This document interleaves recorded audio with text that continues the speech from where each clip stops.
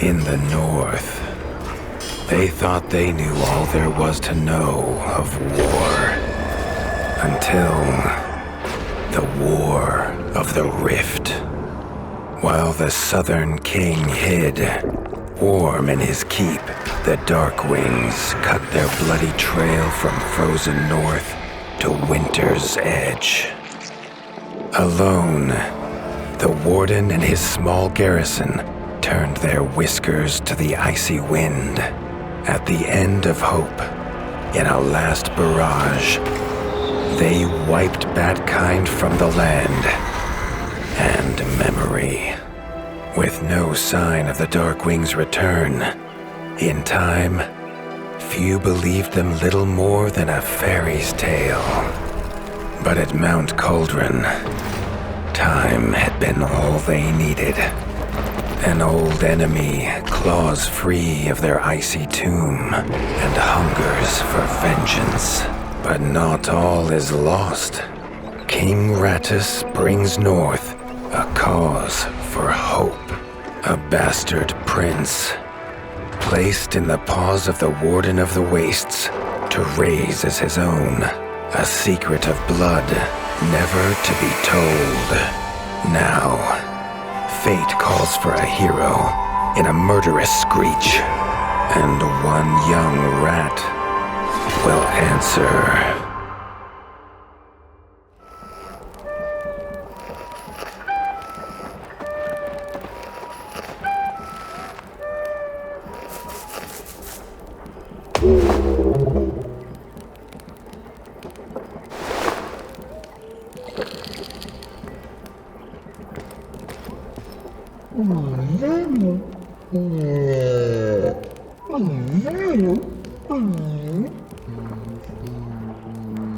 The stomp of his father's boots on the stair was how every morning began for Arlo.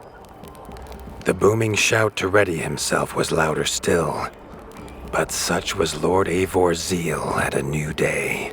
Dawn was breaking over winter's edge, and Arlo was yet to miss one.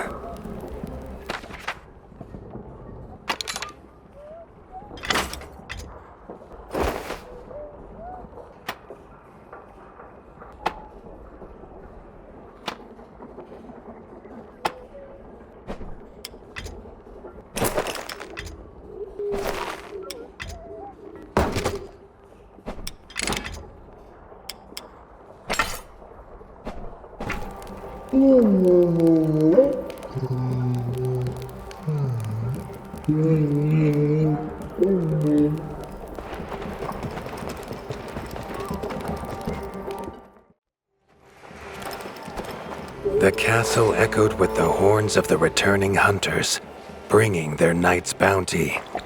Arlo's little heart quickened to hear it. The only thrill to be found inside the high walls was a hunter's tales of what lay beyond them.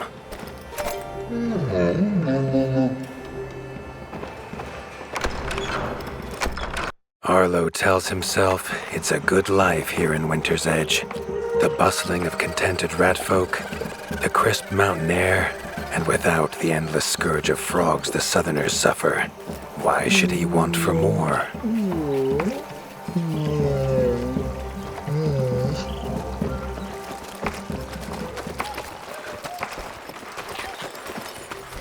There was no time for tales of the hunt today. Lord Eivor was already dividing what was an excellent haul, happy to see his people provided for. Arlo longed only to join the hunt, to see the ratdom or even the lands beyond. His father called it a fool's wish. Arlo's destiny was unshakable, much like the keep that would become his by birthright. Tiki's shop was perhaps Arlo's favorite, as the shopkeeper had wares from far and wide. But getting him to part with his curiosities was never easy.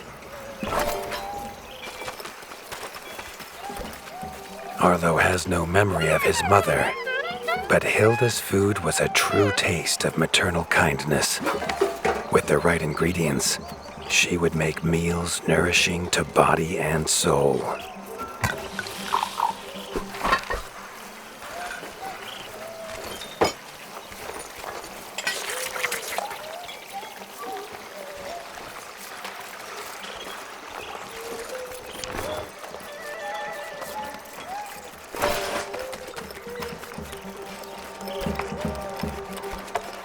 Chief Mason Leaf was the rat Arlo most admired. As younger brother to Lord Eivor, his carefree uncle never faced the burden of being Warden of the Wastes. With walls this strong, his duties were light, leaving him plenty of time for his nephew.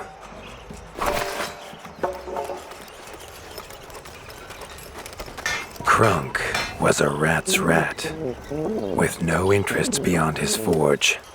If you have the parts, this Mastercraft's rat can make armor and weapons that would see off a sky scorcher bite, or so he claims. Arlo wondered how well they'd do against something that wasn't a myth.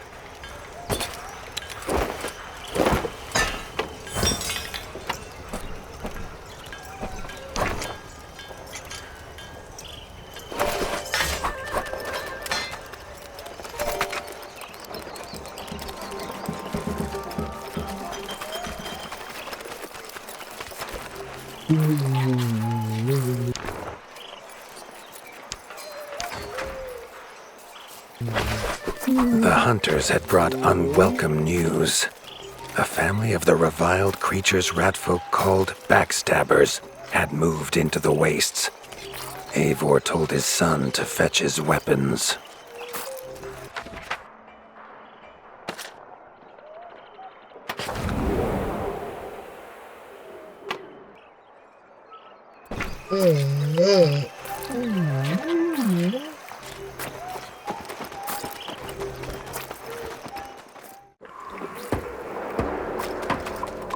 His father had no explanation for suddenly taking Arlo on a hunt.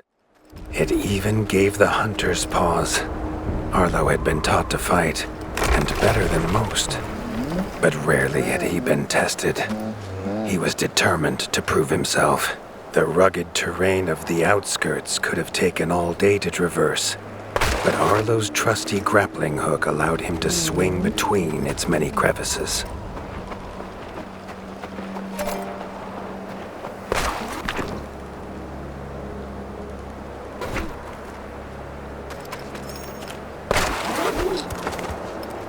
Arlo liked the feel of a sharp axe cutting through the vines. The wilds were part of his home, and nothing in them would frighten him.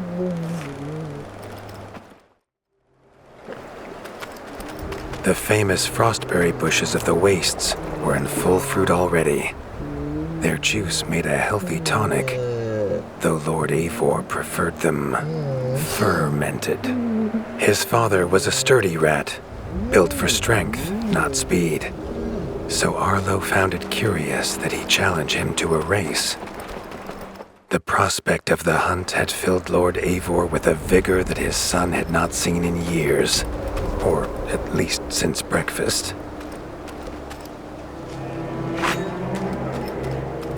A warden fights the hardest battles, he told Arlo, and needs the sharpest blade. With that, Eivor gifted Arlo his own sharpening whetstone.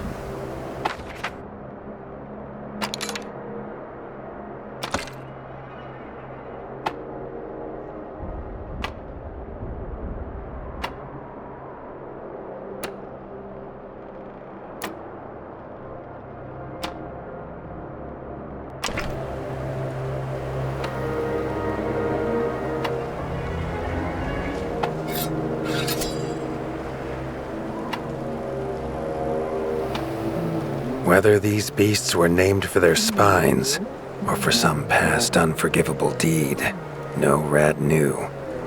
Either way, Arlo was about to find himself at the pointy ends of this brood. Even young backstabber red attacks were brutal, but a well-timed dodge would see Arlo escape unscathed.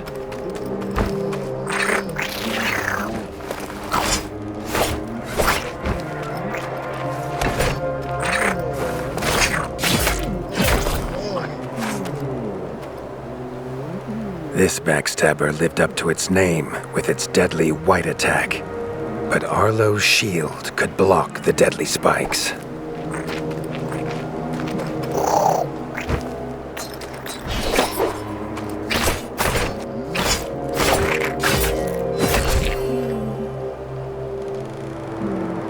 This young one used vicious yellow attacks. Arlo had to time his parries perfectly.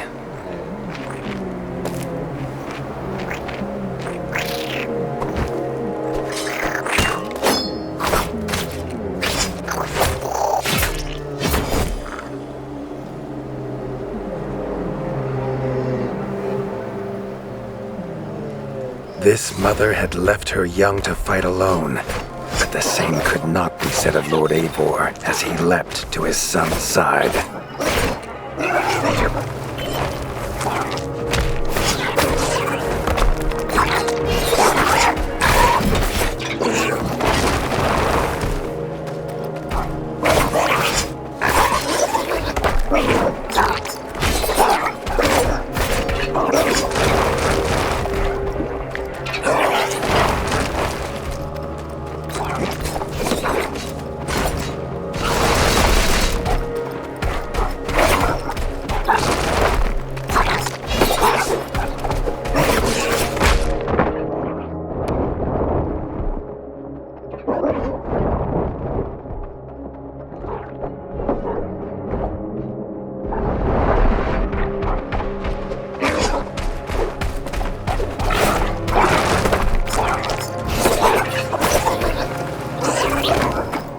It was Lord Eivor's mighty blade that took her head, but the fight was won together.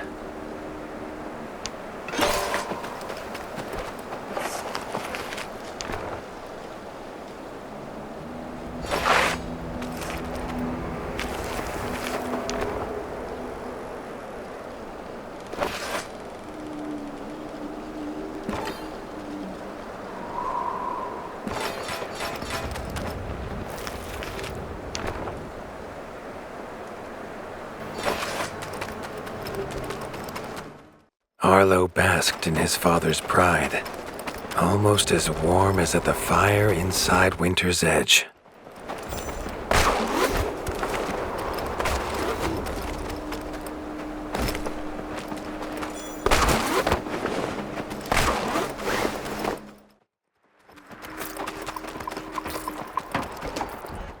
Triumphant and keen to tell the tale of his son's victories, Lord Eivor set to a night of drinking with the elders.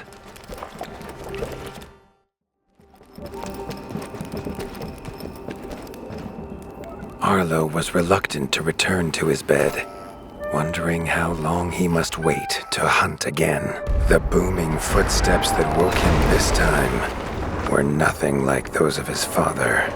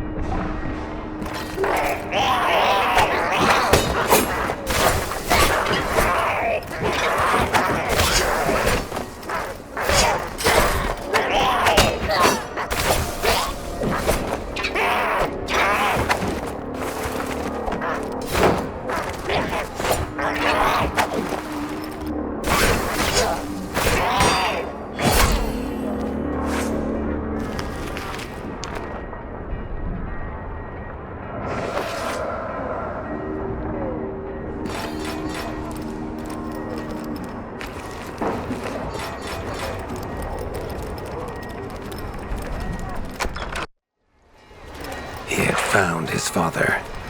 The warden stood alone, holding back a whole Dark Wing army, their cruel Count Kazak leading them. His father charged, but the Dark Wing Count was as fast as he was strong. The Winter's crown tumbled to Arlo's feet, now without a head to rest on. There was no time to grieve his father, as from above the Count revealed his greatest weapon, a sky scorcher. Not a fairy's tale, but an undead beast whose very breath could level kingdoms. And its eye was trained on Arlo. All that came next was a fog of bloodlust, snapping jaws, and the beating of leathery wings. But there could be no victory. Arlo awoke, groggy and warm to his father's shouts. Only he wasn't in bed. The warmth was from the fire that had engulfed Winter's Edge, and the shouts were his uncle's.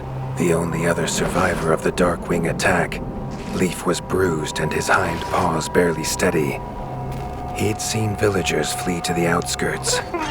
Arlo knew it was up to him to make them safe.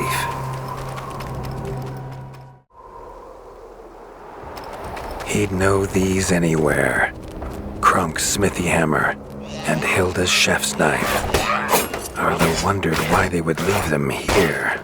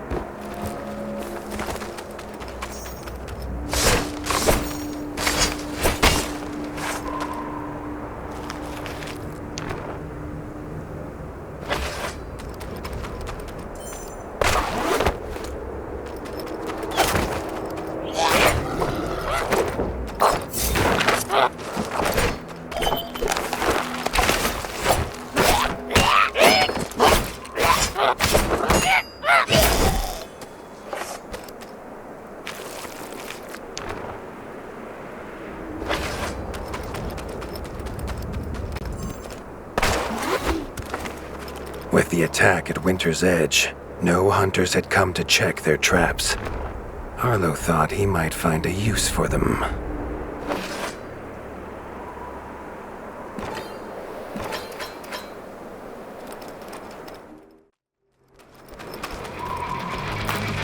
Arlo had found the reason his friends had fled. The taunting shrieks revealed that this was Baron Frostovic, son of the Darkwing who took his father, and therefore a perfect target for his revenge.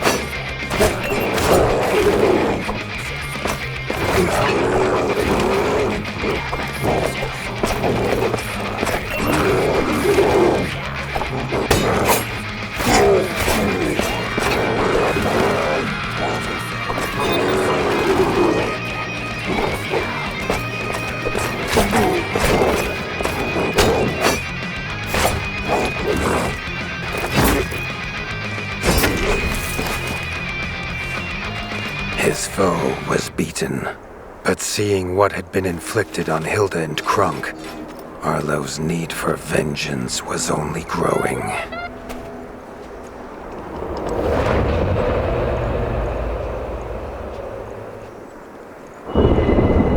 Arlo suddenly wished to be within the walls of Winter's Edge, to hear the boot and boom of his father at dawn, a sound he realized he'd never hear again. He needed to return to whatever was left and make his plan.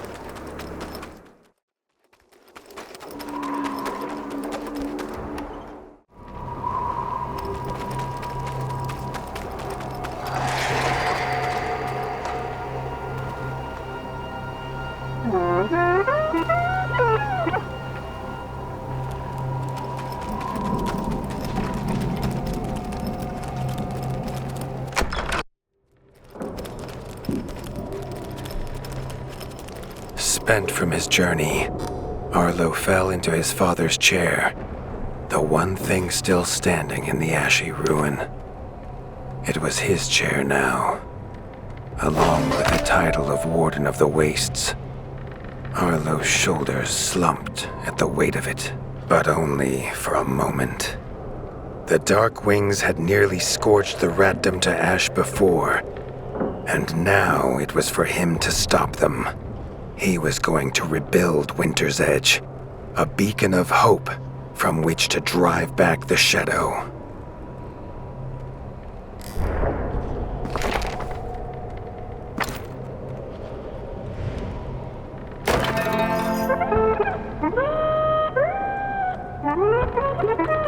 This much Arlo knew. No rat would rebuild Winter's Edge on an empty stomach. The kitchen had to be fixed and stocked. Leaf suggested Arlo visit the Night Eyes of the Golden Forest, known for their hearty food. Arlo hoped rat wasn't the key ingredient.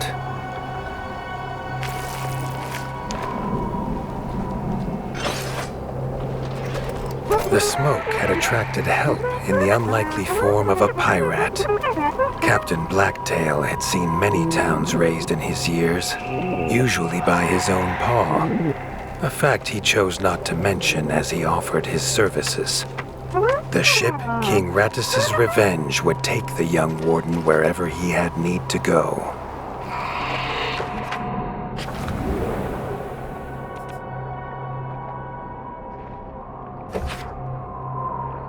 The autumnal gold canopy glimmered in the sunlight, held high by the silver boughs. There was no denying the wonder of the golden forest. The peace Arlo found beneath the leaves was not to last. A shrill cry cut through the calm, a call for help. The hoots came from inside the bug farm, along with a stench of pond scum and villainy. A frog trap.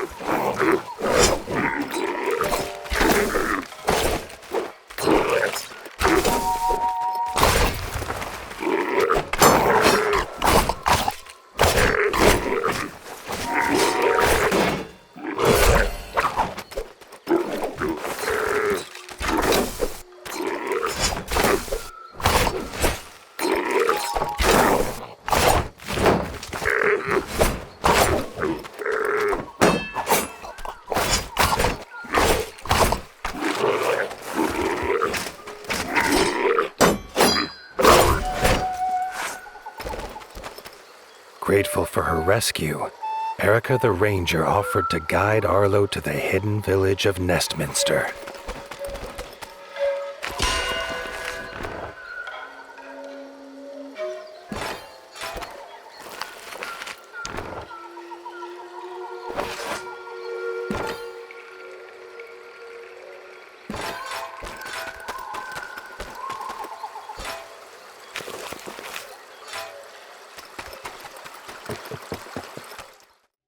Nestminster's entrance was guarded. Under their helmet, the eyes of the guards seemed to glow. Was he prey walking into a hunter's camp? Arlo could not help but gasp at the sight.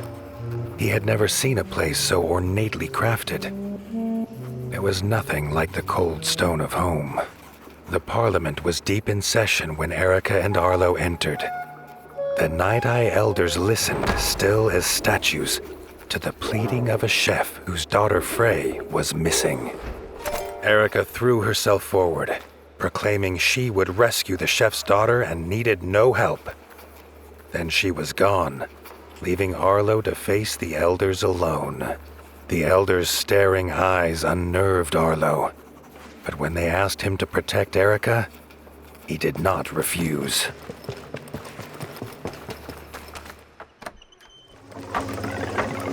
Frey's father told them she wanted fish for a new soup recipe. He told her never to go to the dangerous Moonlight Pond, but she was stubborn as she was brave. The chef handed Arlo a few poison antidotes without explanation. Arlo wondered what could go in soup that would have him so scared.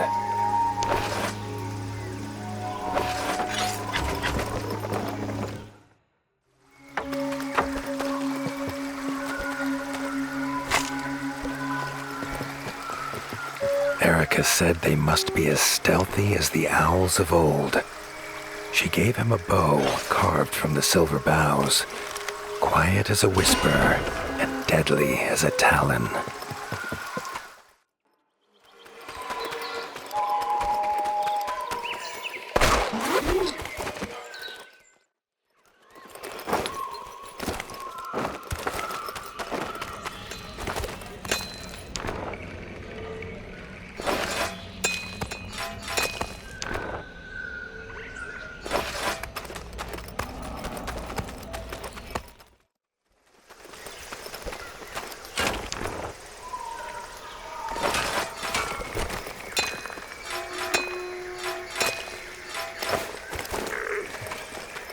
A white feather.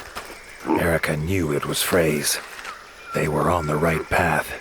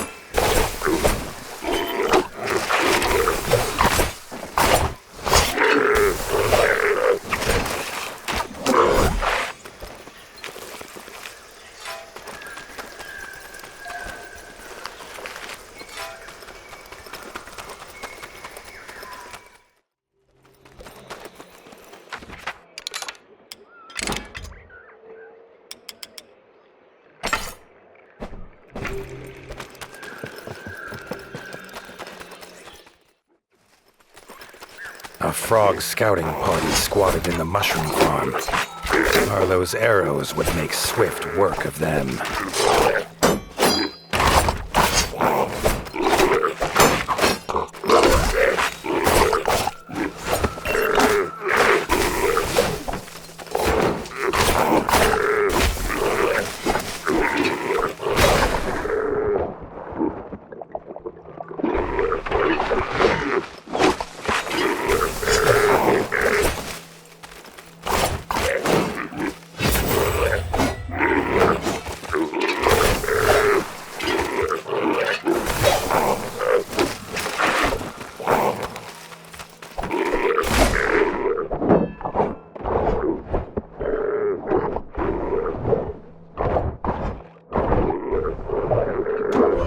Emerged, shaken but grateful.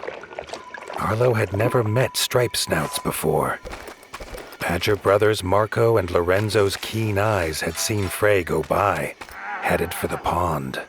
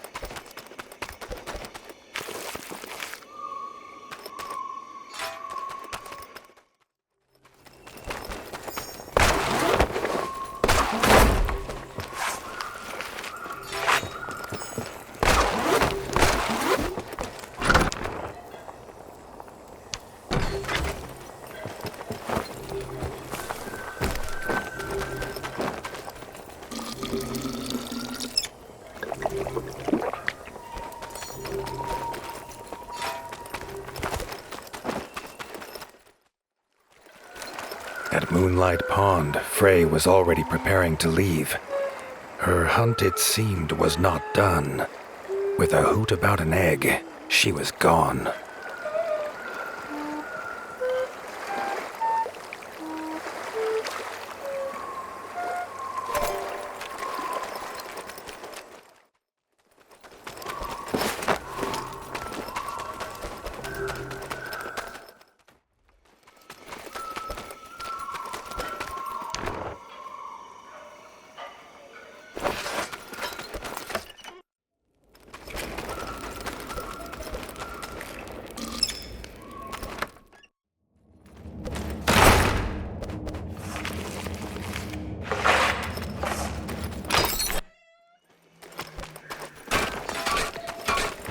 The sky flashed with a blinding light.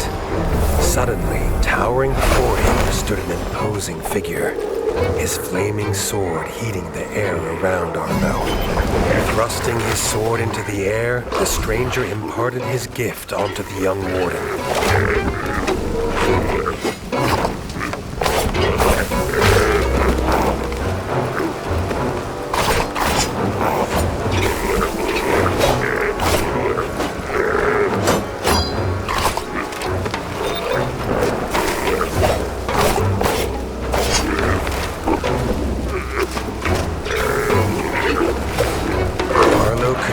Stranger's gift pulsing through his body, filling him with a burning desire to avenge his father and rid the north of the Darkwing scum. Tunnels are rarely used by Night Eyes, who prefer an open sky above. Arlo knew dangerous creatures lurked in such dark places.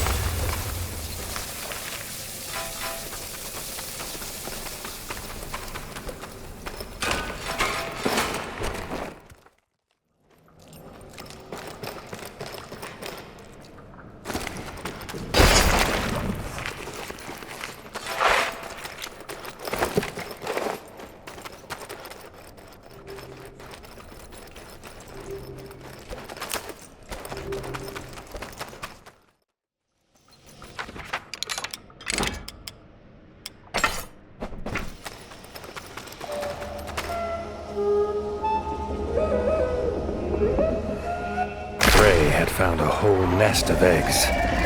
She was uninterested in who the owner might be, but the mother Slither Scale was very interested in her.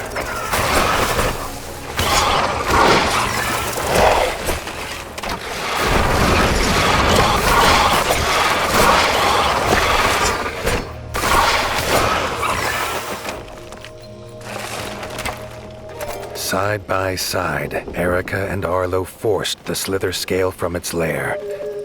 Erica would not leave Frey to travel alone. They would see him back at the Parliament.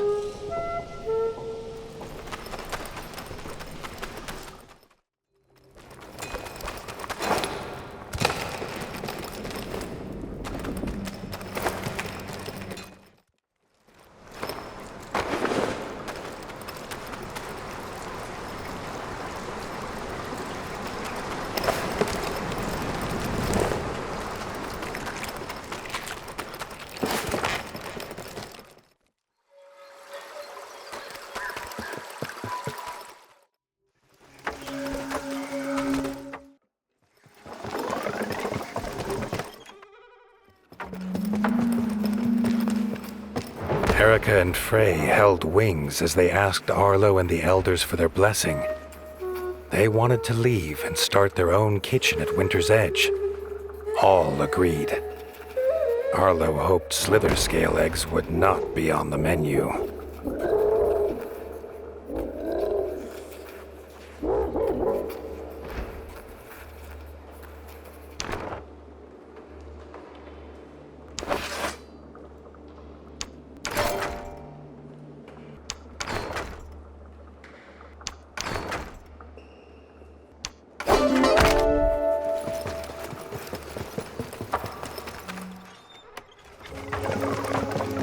Arlo was keen to head home, but an owl called Sigrid stopped him.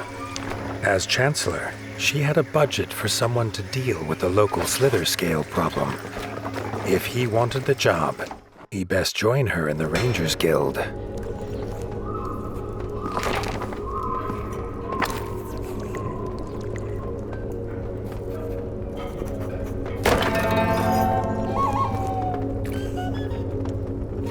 The owls were worried, which was a rare sight.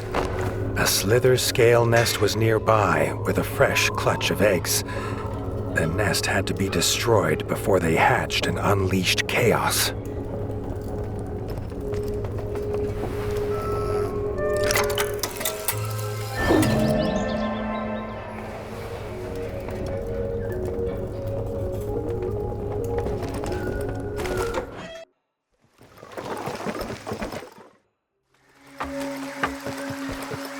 Arlo had heard the sniffling of the heron leagues away. Ernest was the most skilled fisherman in the ratdom, or had been. In between sobs, he told Arlo he'd dropped his best rod in a well. The warden offered to find it, if only to stop the noise.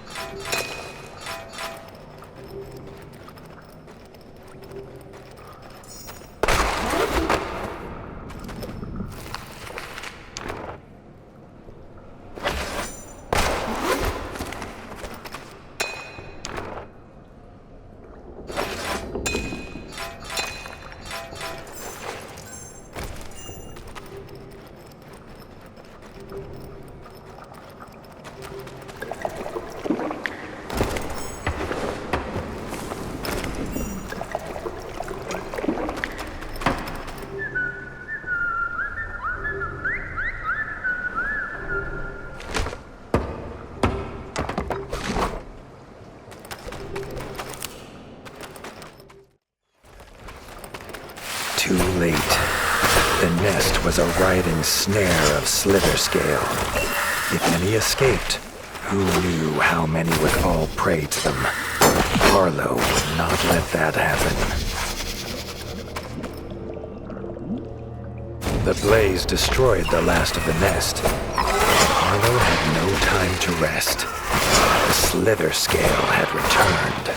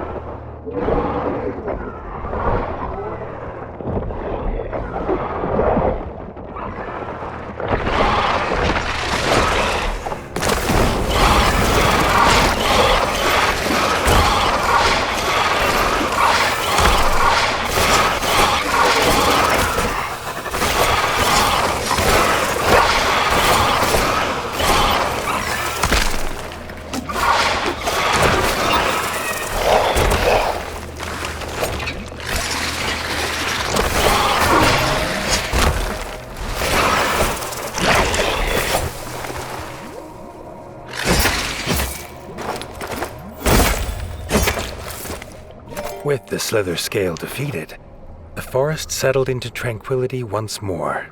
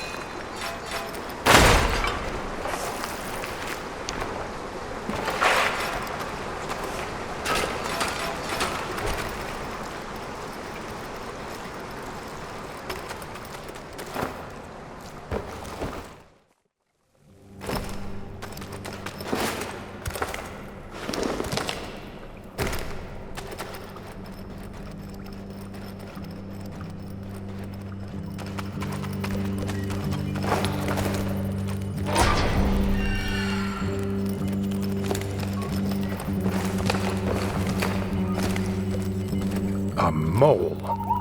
He has been using the rod to dip his biscuits in honey, as he hated having sticky paws.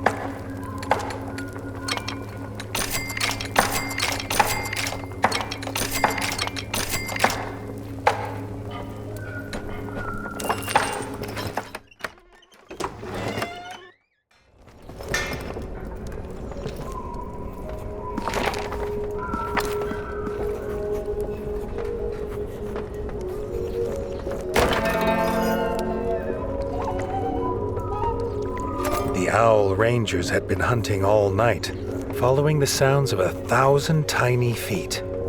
This was a battle they did not wish to do alone. Arlo wondered how many they would be facing.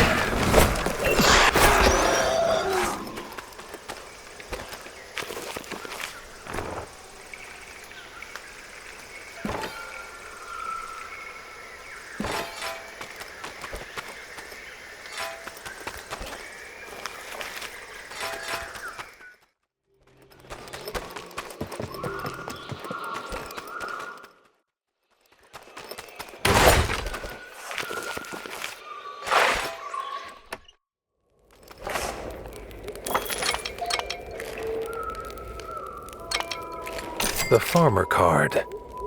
What it lacks in power, it makes up for in its positive qualities.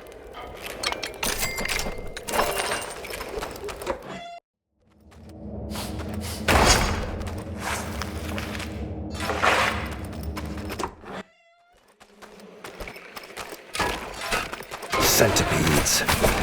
Northerners called them a death march. They would march no more when the warden was done.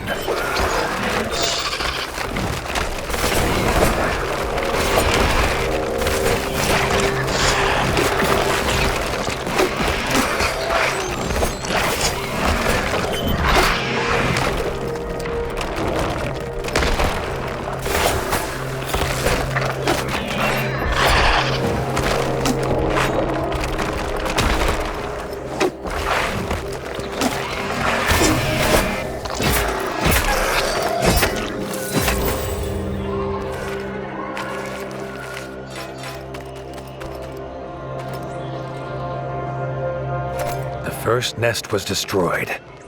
As a way to pay for the keep, he relished the challenge and almost wished there were more than one nest left.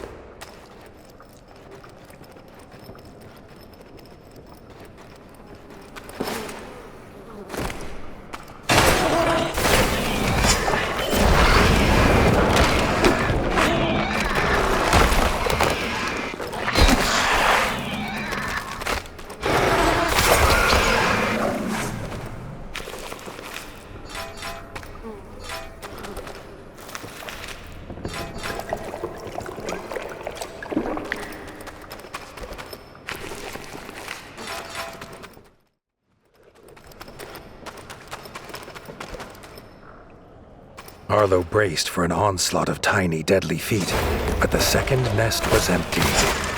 As he started to destroy the nest, he felt the fur on the back of his neck stand on end.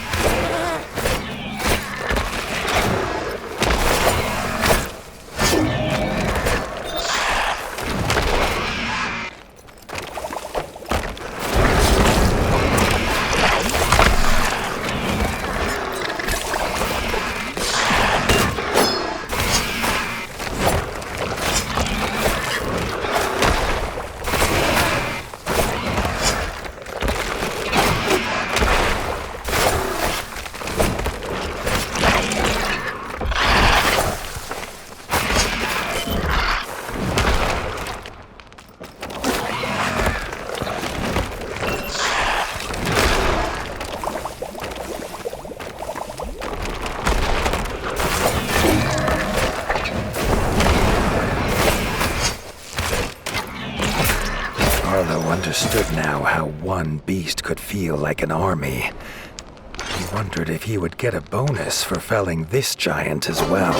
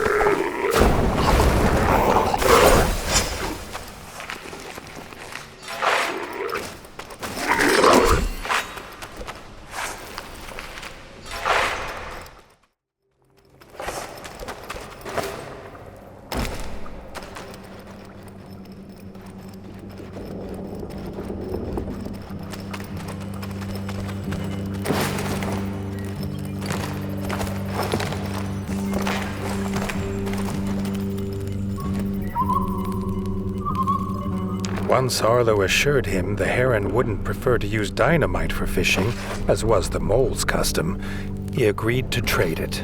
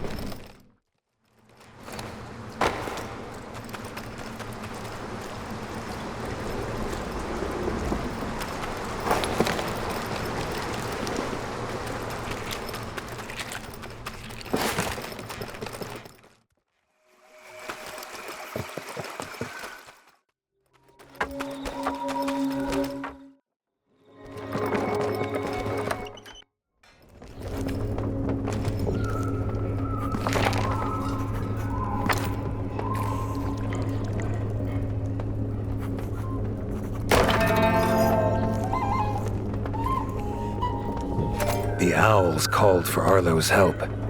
A ranger had gone to hunt a slither scale. He was seeking vengeance for a slither scale attack that took his family, but Arlo would not let the young ranger go the same way.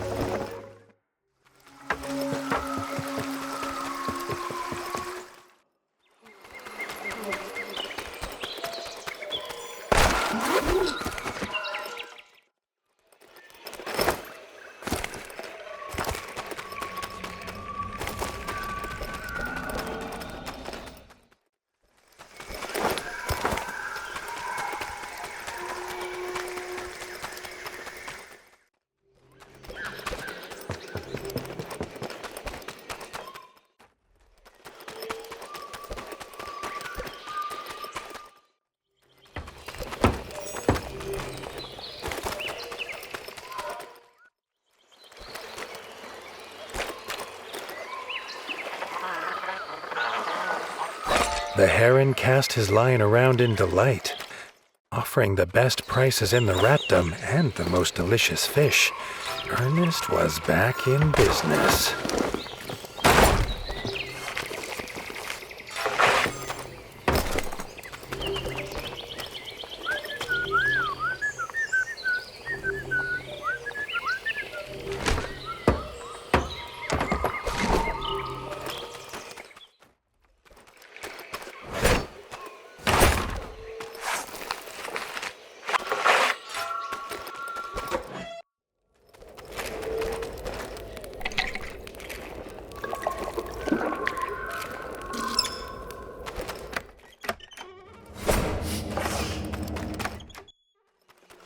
Arlo found the ranger was already locked in battle with the Slither Scale.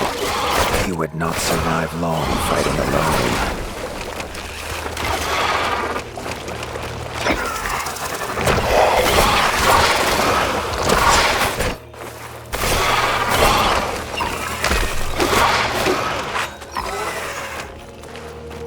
The young ranger was a fierce fighter, but no match for the Slither Scale.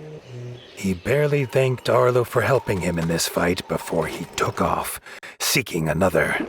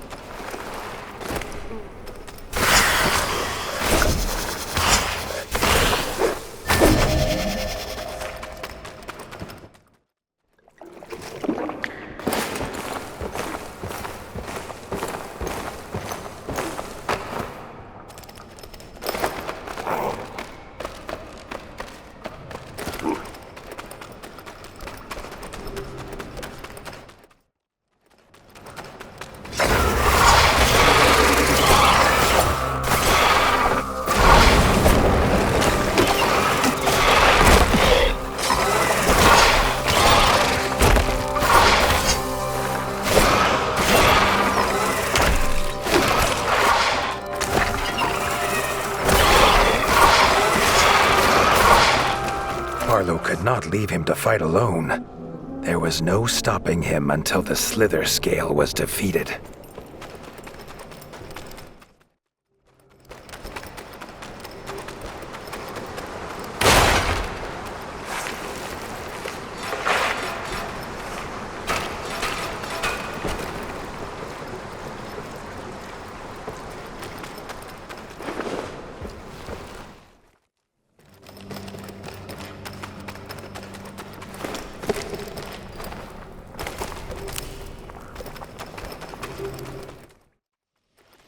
The Slither Scale's lair.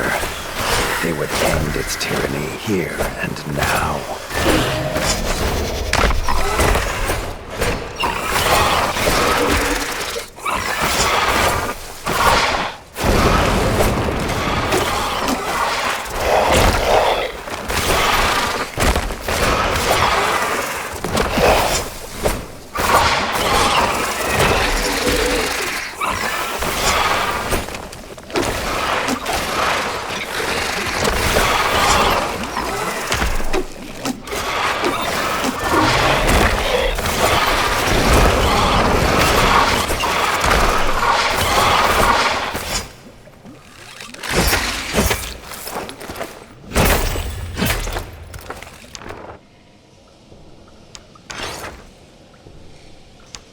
The Slither Scale was defeated at last. The young ranger took no spoils, and with only a brief hoot of thanks, he was gone. Arlo hoped the ranger's thirst for revenge was finally sated.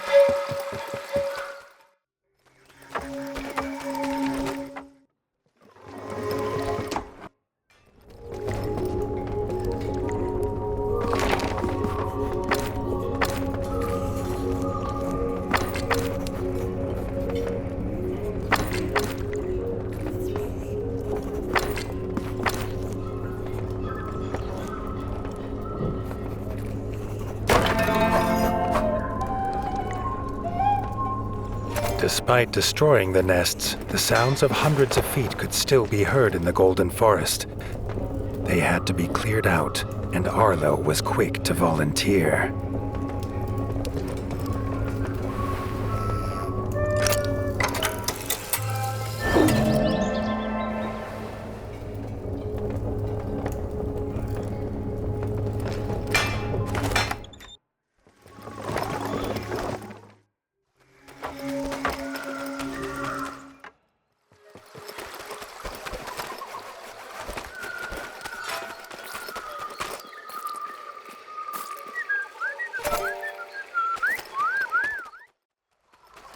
The giant death march was fast, but Arlo's tracking was faster. Just in time, as it had already found a victim.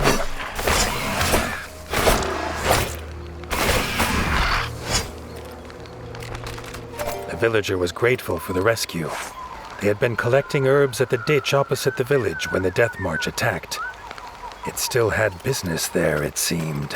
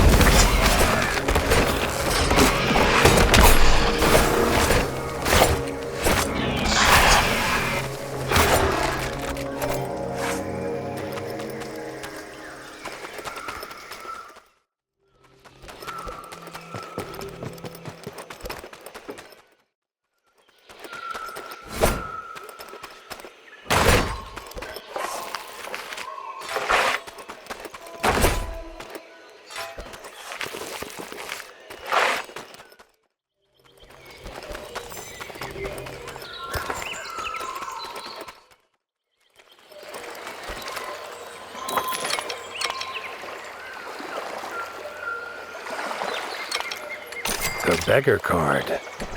A common card with the uncommon ability to switch its qualities with another card.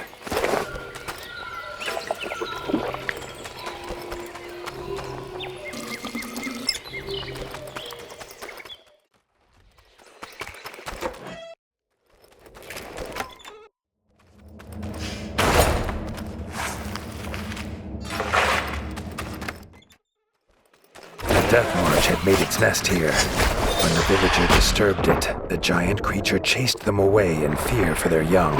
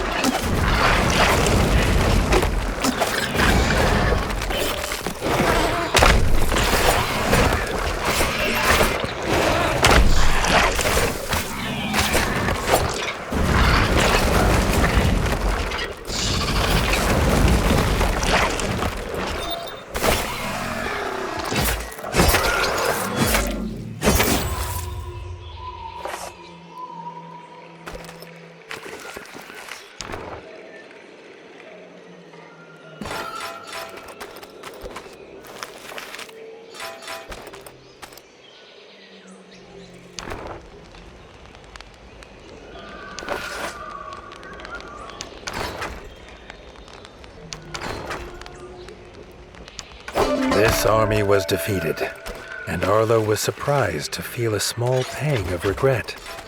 The creature had only wished to protect its nest.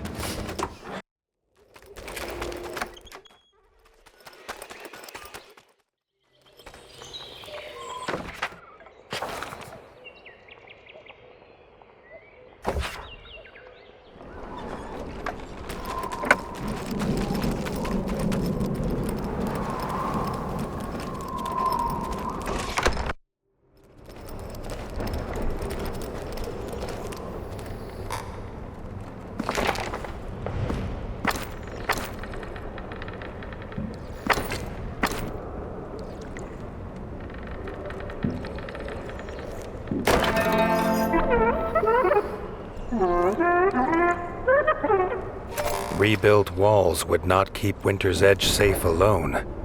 They needed weapons and armor, but had no smith. Leaf knew of a master crafter living in the Rift, if Arlo was of an open mind.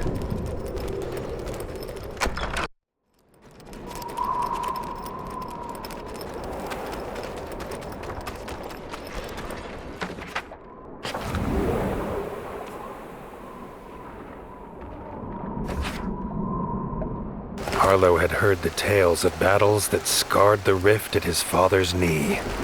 He wondered how much of the stories could be true. The ancestral home to the pond scum, the rift had seen endless war between rats, bats, and frogs. Even the river refused to pass through it now. Its muddy bed was grave to beasts and boats alike.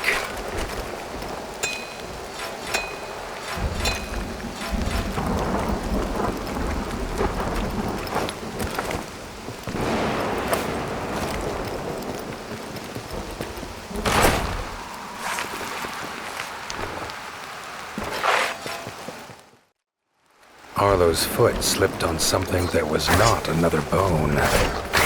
Bottles were littering the muddy path now. Whoever left them could not be far.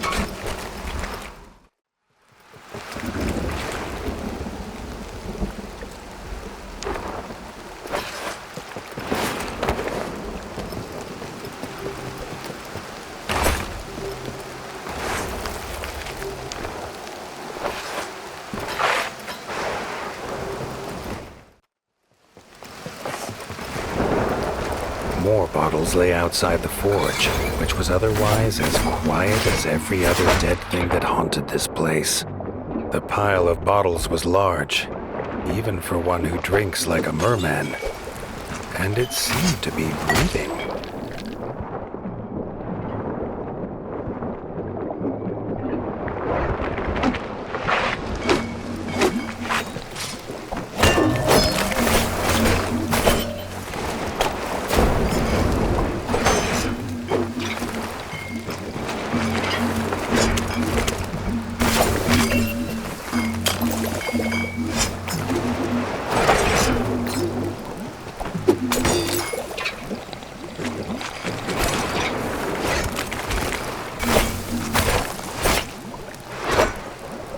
Arlo was amazed the merman could swing his hammer, let alone see who he was hitting.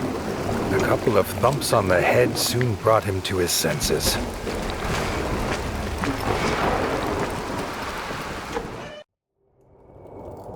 Following him inside, Arlo realized this must be the smith. But his furnace was as cold and broken as the merman's spirit. The smith hunted bottles as he told Arlo of his woes. The frogs had attacked the village, kidnapping his wife and apprentice daughters. He would not light his forge until they were home. This was a problem Arlo swore he could solve. The smith took some strength from this. He introduced himself as Ron and flashed a grin, telling Arlo the frogs didn't take everything.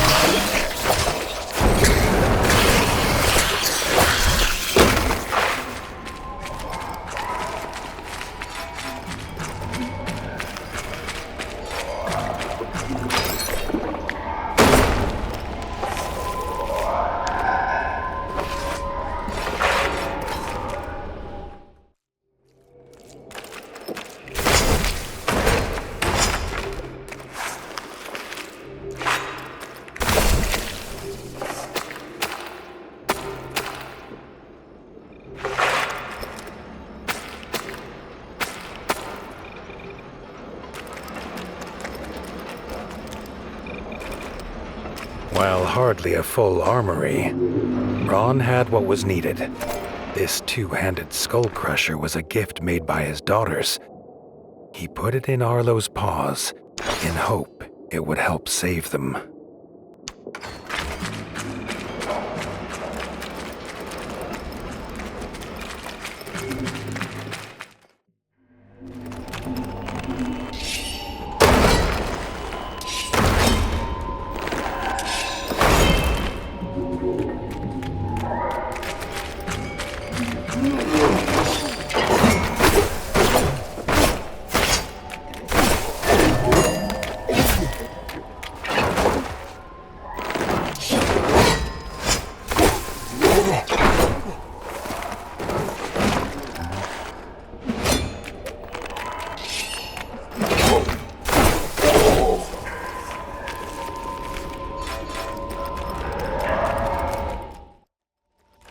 Together, the pair ventured on, heading towards the frog camp situated in the ruined temples.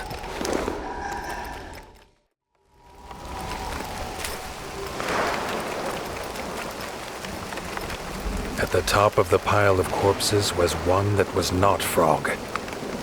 The smith let out a desperate cry at the sight of his wife, lifeless atop the pile. He cried out again. But this time, it was a call for blood.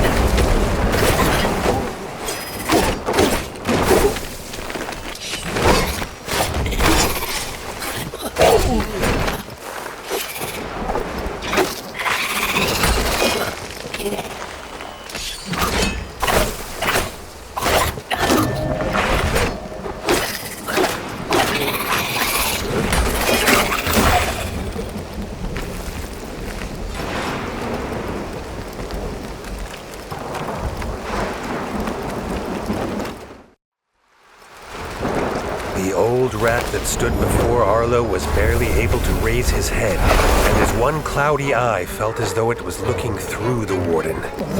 As Arlo reached out his paw, the hooded rat slammed his spear into the ground, imparting his gift onto the young warden. Arlo was glad to have met the old rat. Although he looked old and feeble, Arlo was sure that he was more than capable of looking after himself.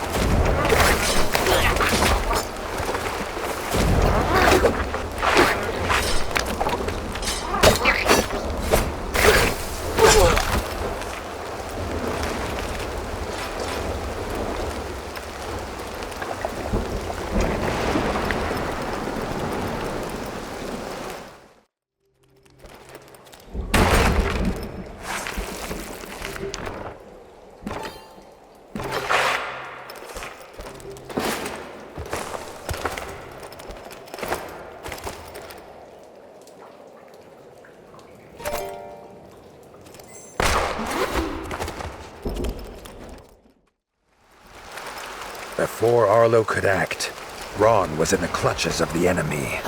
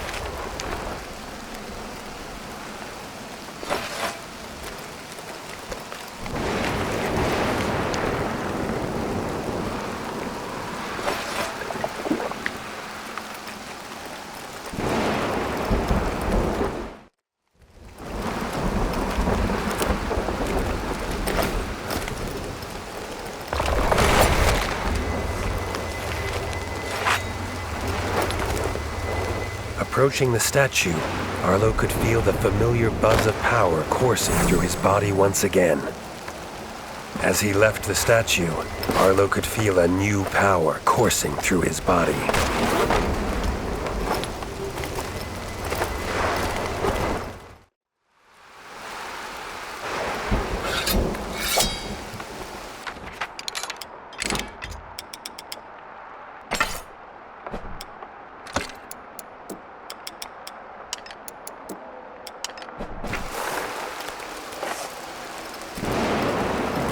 Something else came his way.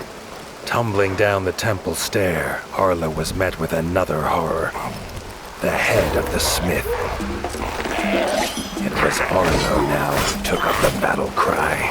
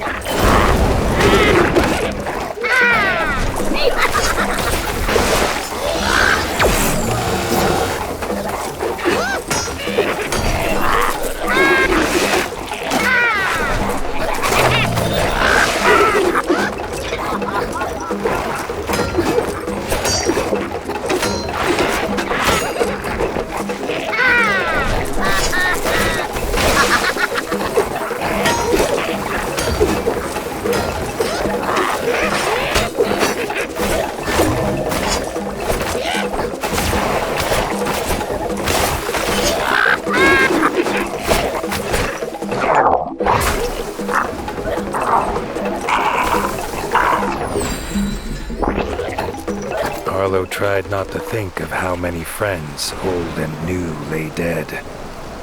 He still had more to do.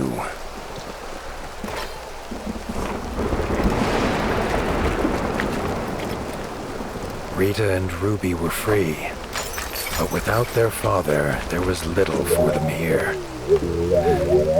Arlo offered them a new home at Winter's Edge and a forge to continue in their father's footsteps. The mermaids were grateful and said they would find their way to the keep once they had laid Ron to rest.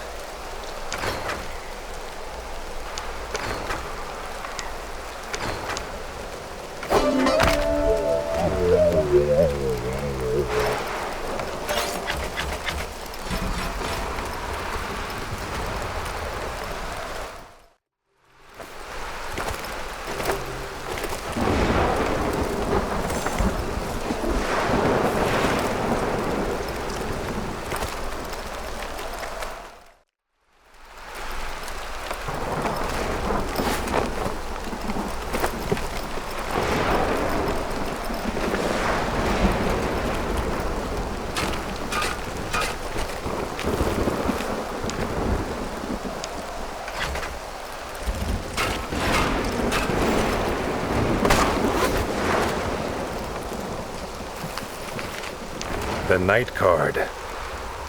Although considered a common card, in the right paws, it has a great deal of power.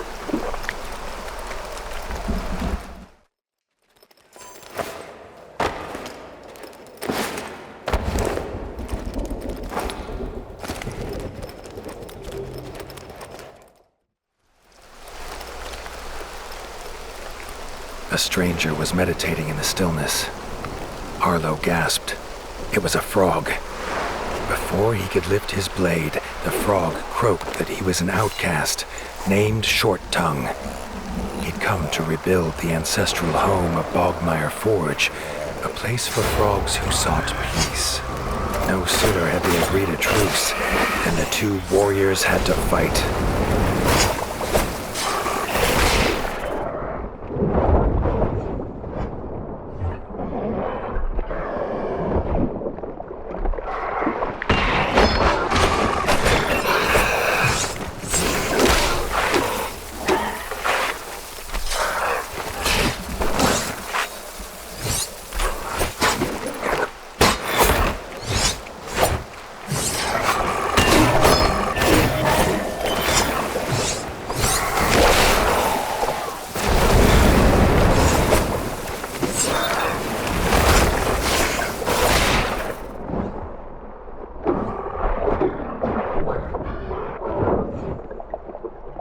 Side by side, the pair fought well, and the attackers soon disappeared again, back into thin air. Persuaded of the frog's honesty, Arlo left Short Tongue to his quest for peace. In return, the frog swore Arlo would always find a warm welcome there.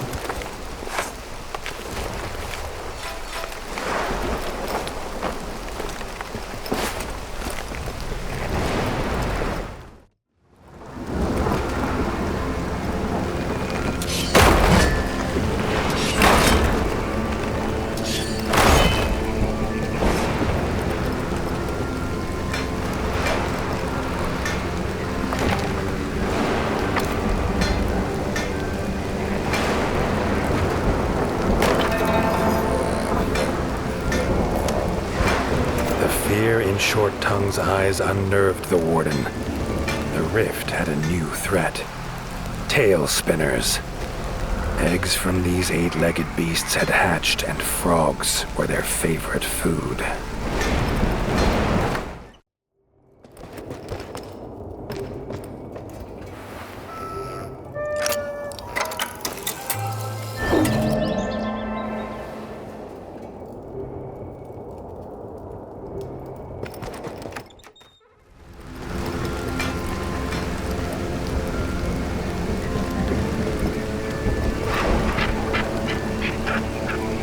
Maggie was gifted at finding shiny treasures, but had lost her precious silver spectacles.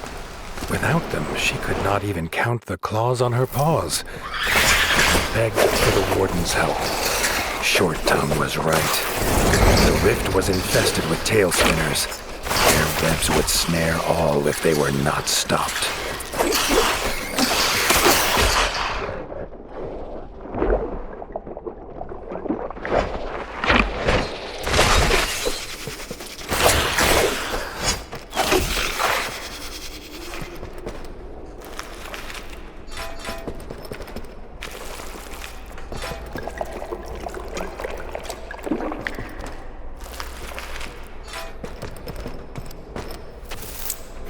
Freeing the frog from the web, Arlo sent him back to Bogmire Forge. Arlo hoped he had not caught the attention of the hatchling's mother.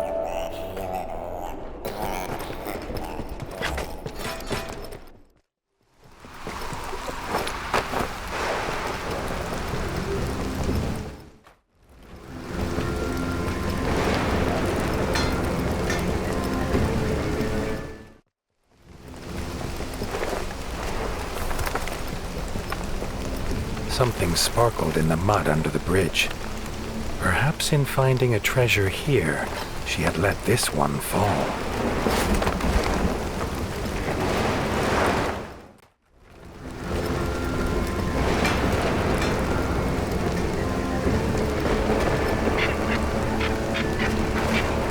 So delighted was Maggie at the return of her spectacles, she even offered Arlo her rarest treasure of all. A very small discount.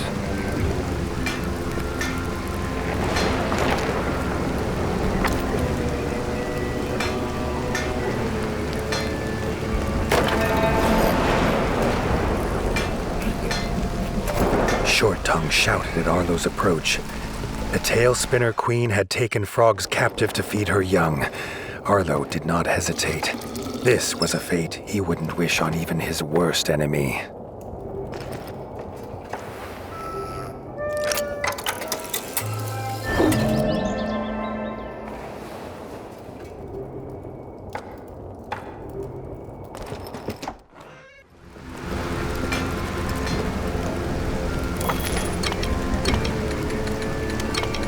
The Council card.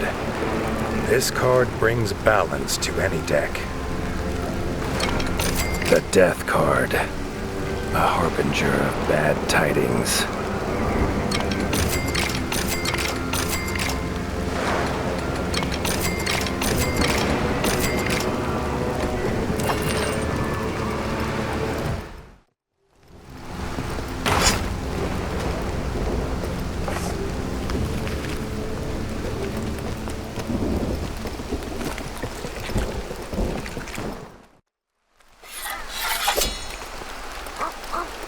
They crept up on the eight-legged monstrosity as she ensnared another frog in her webs.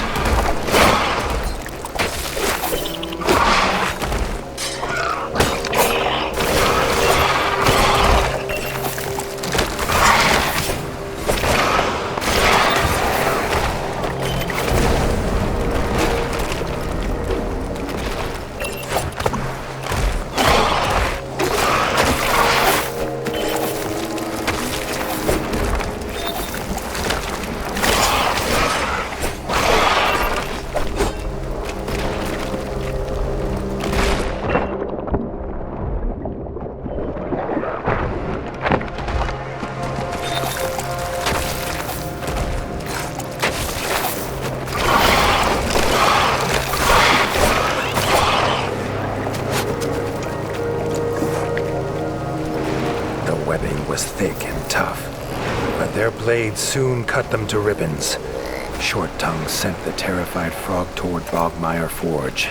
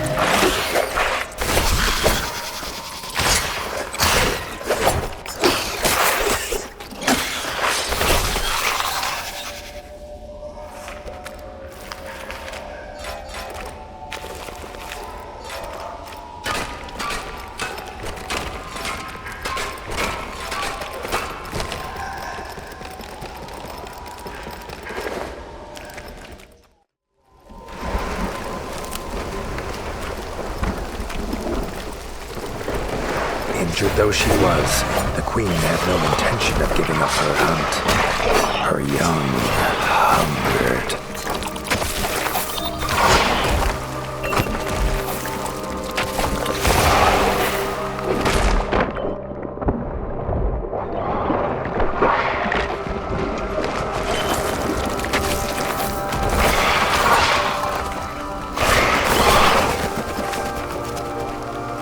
Another villager freed. They too headed for Bogmire, and Arlo wondered how many more frogs it could take.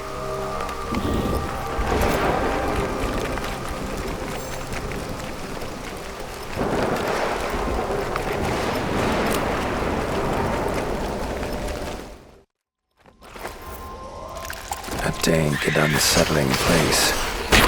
It had to be the Queen's lair. Arlo wondered what his father would say if he could see him risking his life for frogs.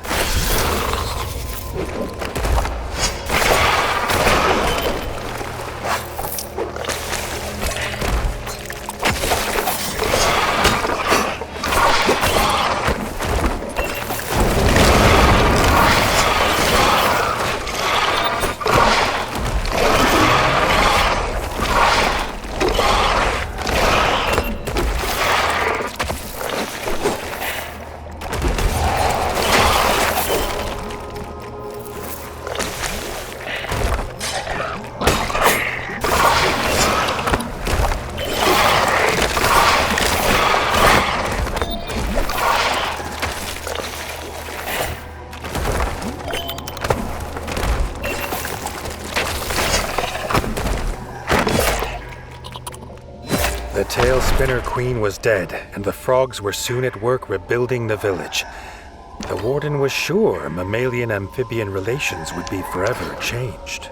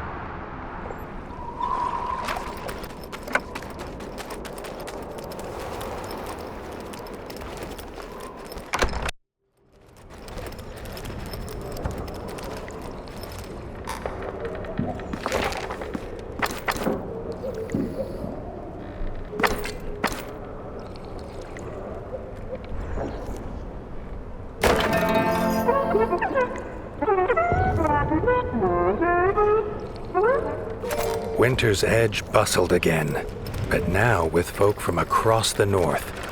All were in need of homes and work. Leaf suggested a new builder's yard would solve both problems. The yard needed a builder, and Arlo knew who to ask. Some rats protest at any change to their view. None more so than the elder at Mossbug Farm. If a builder was near, he would know.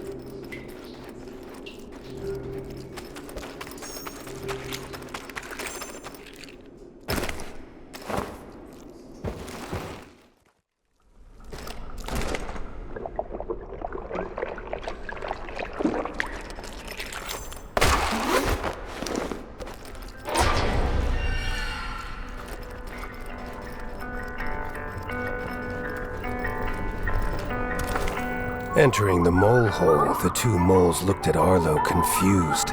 They were expecting a delivery of bug burgers, but it was clear Arlo didn't have them. They offered to pay him handsomely, if he could deliver them quickly.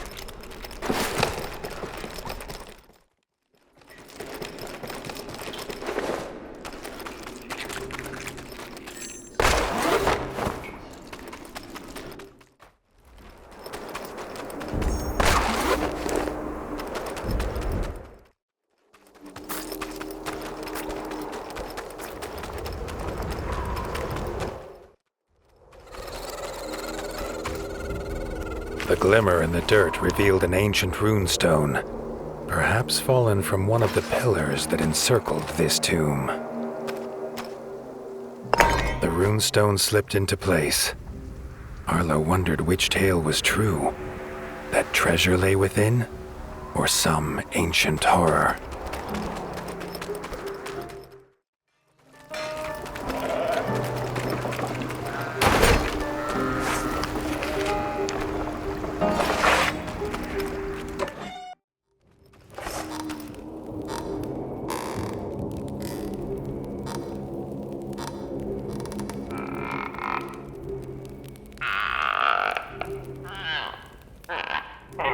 On hearing that Arlo was warden, the old rat was quick to report a beaver had moved onto the hill, rebuilding the old shack, and that maybe Arlo should check his permits.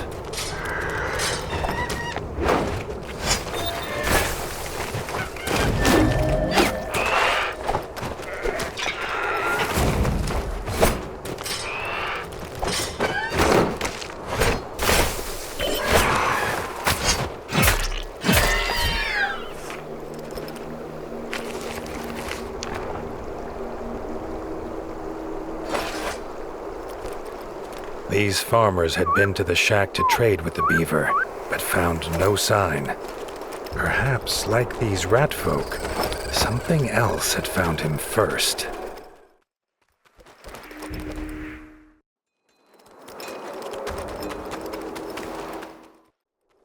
The sky once again burned bright with a flashing light, but this time it was accompanied by an eerie laugh. Before the warden stood a slender rat, his lips still curled from laughter. As Arlo went to question the stranger, he clapped his paws together, imparting his gift onto the warden.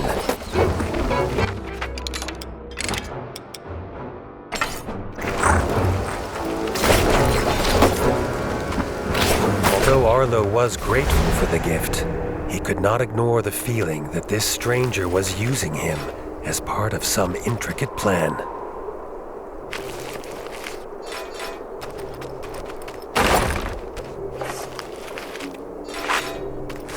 At the shack, the only clue was a tuft of fur and half-chewed logs, until he heard a snarl that stood Arlo's fur on end. A backstabber pup. The pup's nest would not be far. Arlo feared for the beaver's fate.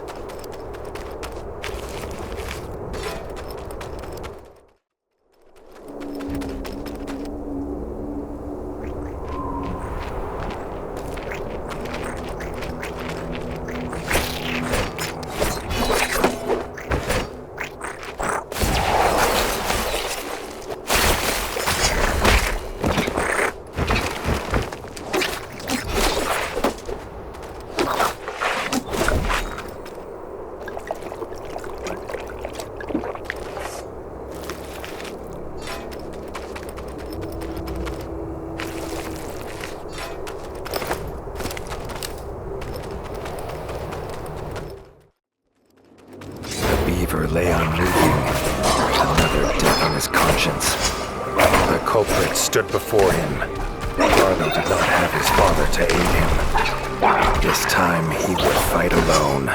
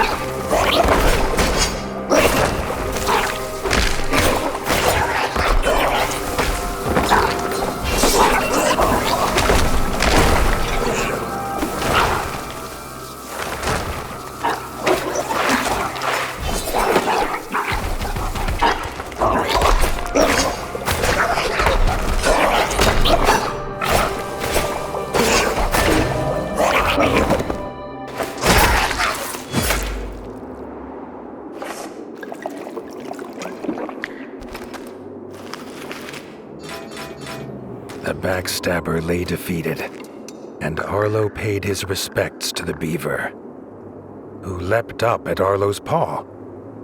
Playing dead had spared his life. A chance to work and live at Winter's Edge brought a sparkle to Billy Beaver's eye. He could not wait to get his teeth into the stone of the mighty keep. Arlo hoped he did not mean it literally.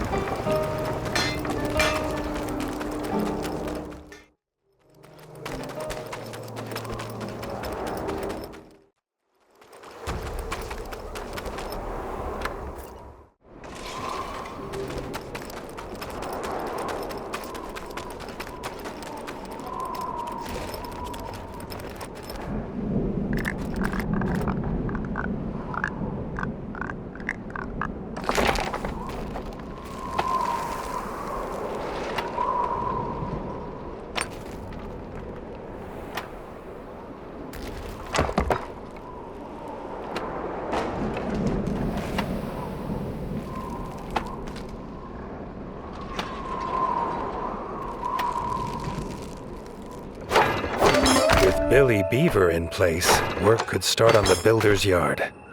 With enough materials and gold, Arlo would make Winter's Edge a place beyond his father's dreams.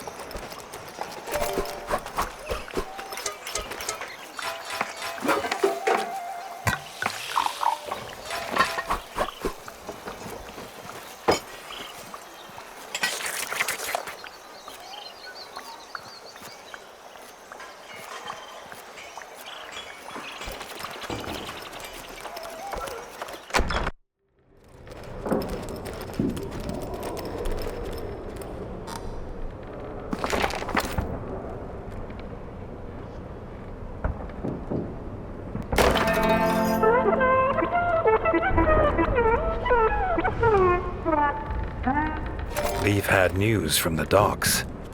A hunter had arrived in the night, badly injured and seeking help from the warden.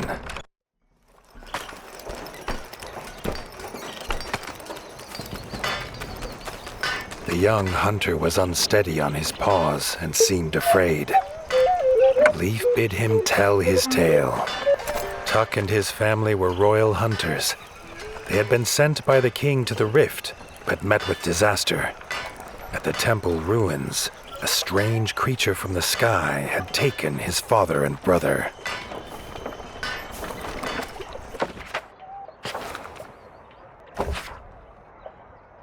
Arlo made for the temple ruins once more.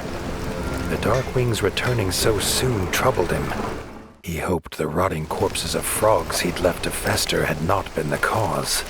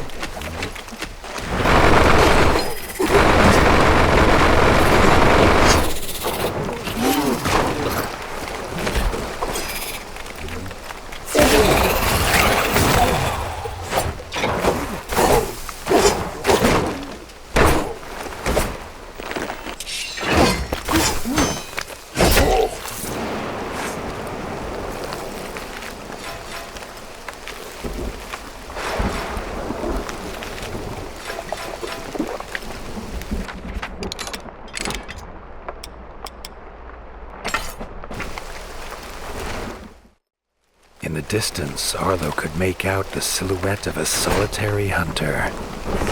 Maybe this was the rat he was looking for.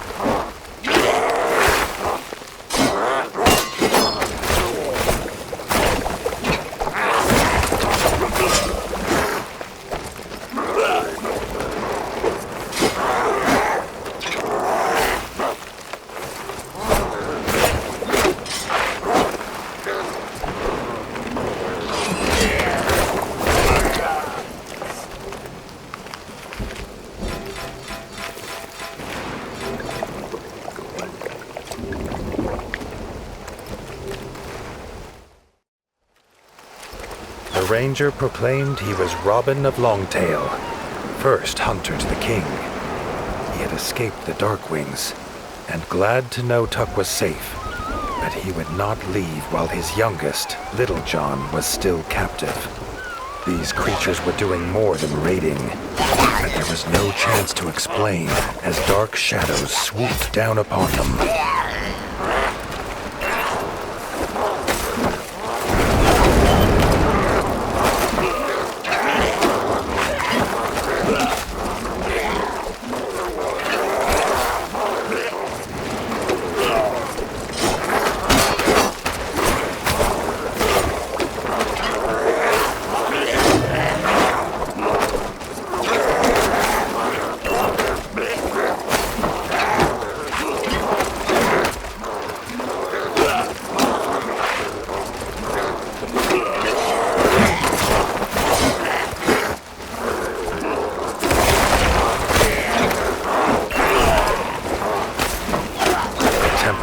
Were near.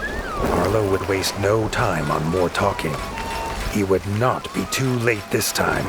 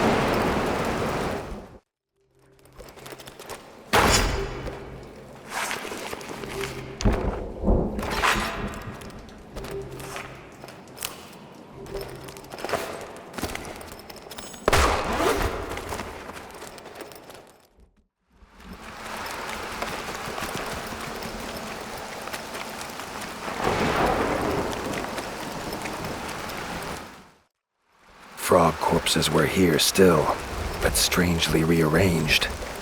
The Darkwings had indeed come for the dead and were using them for some nefarious purpose. Arlo's stomach churned.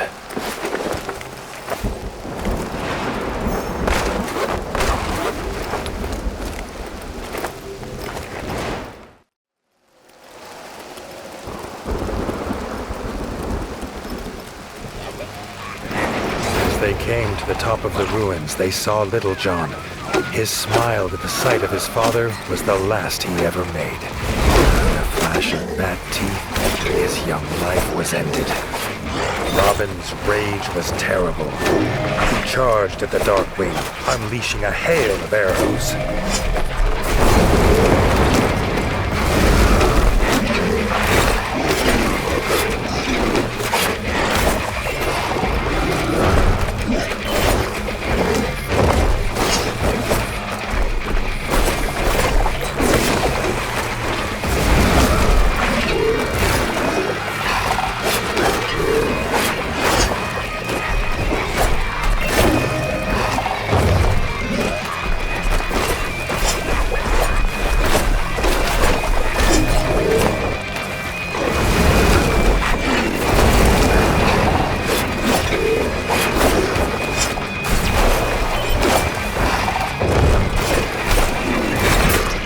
Together, they defeated the beast in a fury that sent all other bats from the ruin in terror.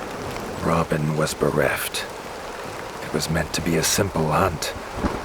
He could not understand these flying abominations.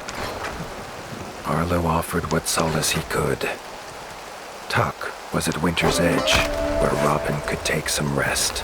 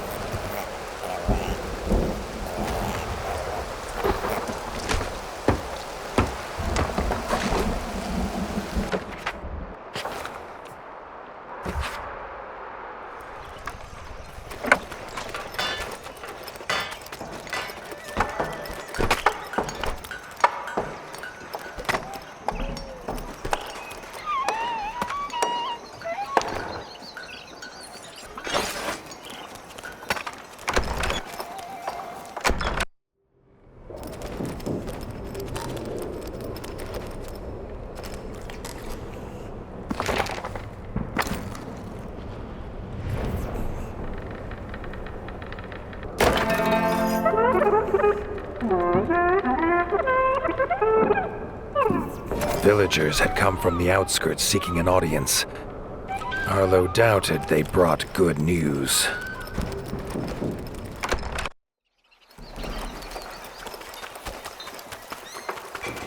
The villagers told a harrowing tale. The Darkwings had returned in the night. The bat's thirst for destruction was not sated at Winter's Edge. Now, the outskirts needed his help.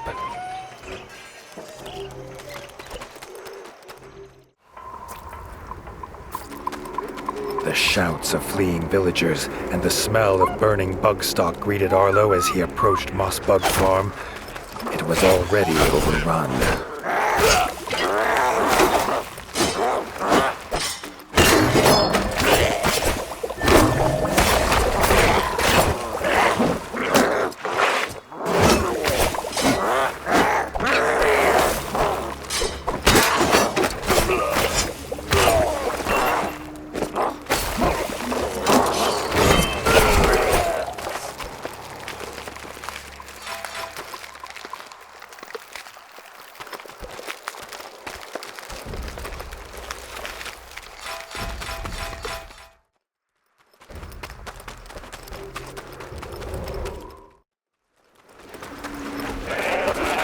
From the back of her Scorchling, the Darkwing General screeched her orders. This one would pay for the death of her son. They turned their evil eyes on Arlo.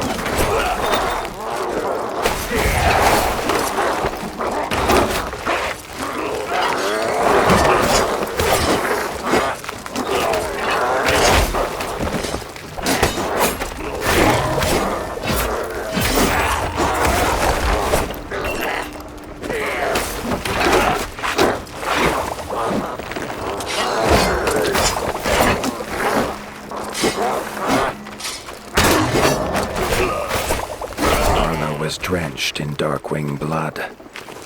But the farm was free of their filth. Robin freed the farm elder, but he was not the only prisoner. The Darkwings had taken more villagers to the castle ruin on the hill.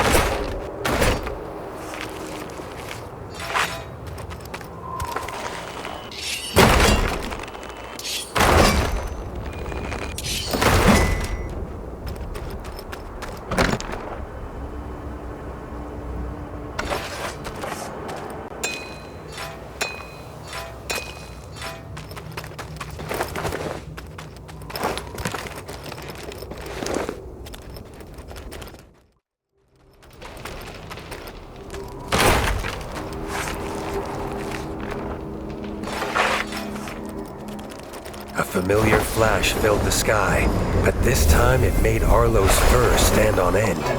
The biggest rat Arlo had ever seen stood before him holding a hammer that no mortal could lift, let alone swing. Before Arlo could talk, the giant lifted his hammer into the air and passed his gift to the warden. Arlo could feel the stranger's gift bouncing around inside his body. A much-needed boost of energy in his quest to rid the North of Darkwings.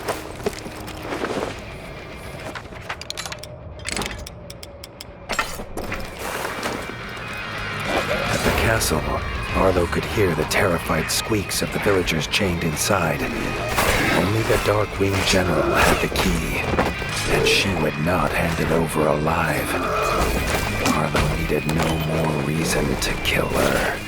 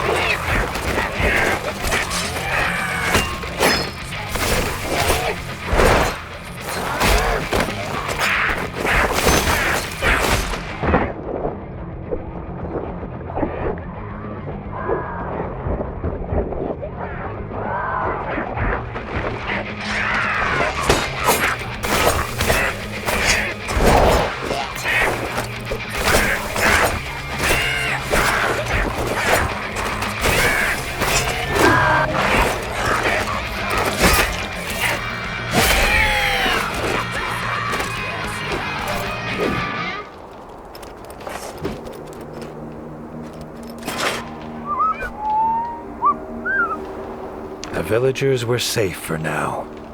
Arlo asked if they would help at the farm. The bug milk needed to flow again.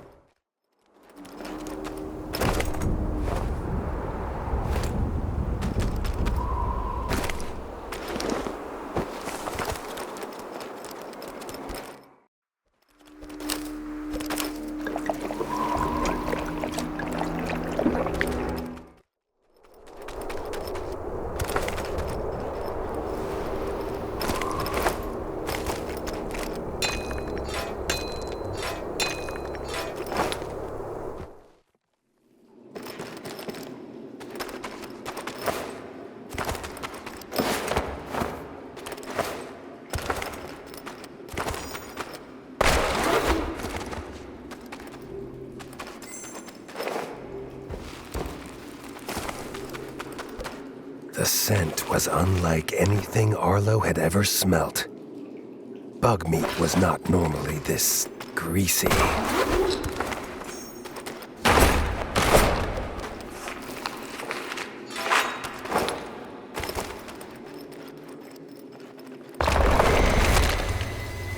The statue before Arlo pulsed with a familiar power that soon began to fill his body with elemental energy.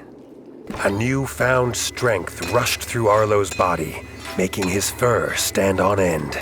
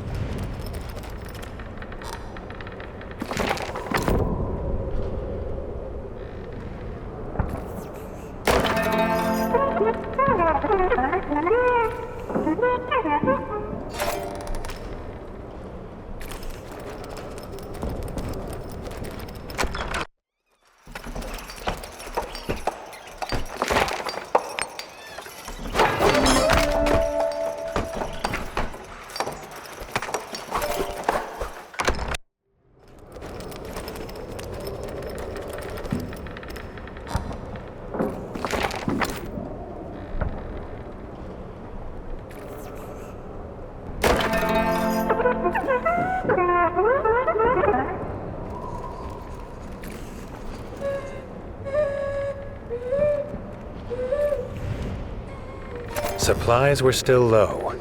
Frey wanted Winter's Edge to start their own farm, but they would need a farmer fit for a keep. Everyone knows the Night Eyes of the Golden Forest had the best farmers.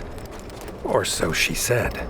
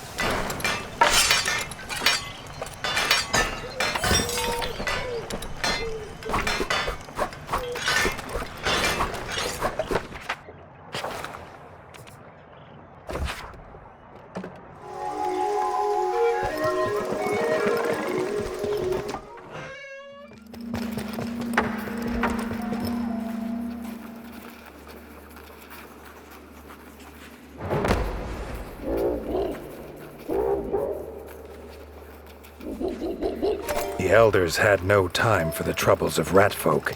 They had troubles of their own. They told him to ask the Badger brothers.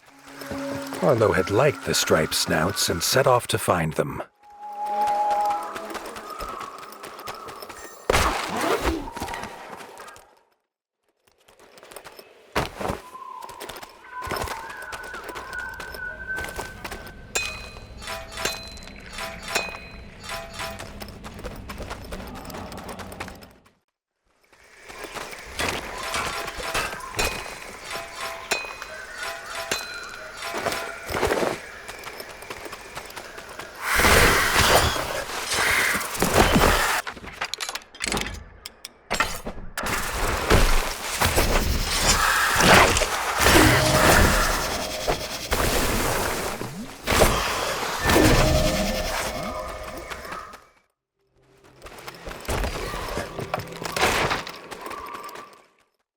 Approaching the mushroom farm, Arlo could hear Marco's voice calling an alarm for his brother. The warden's work, it seemed, was never done. Lorenzo had gone underground foraging for rare mushrooms but had not returned. Marco was sure something had happened. Arlo offered his help at once.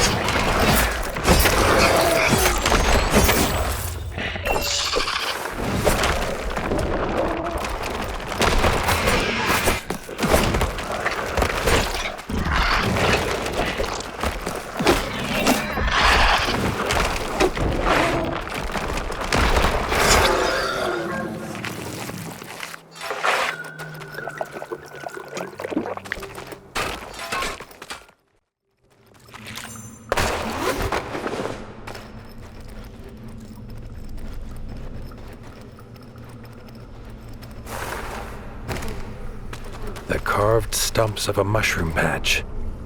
Lorenzo had come this way. Arlo hoped that, perhaps for once, this meant his quarry was safe and well and not in mortal peril.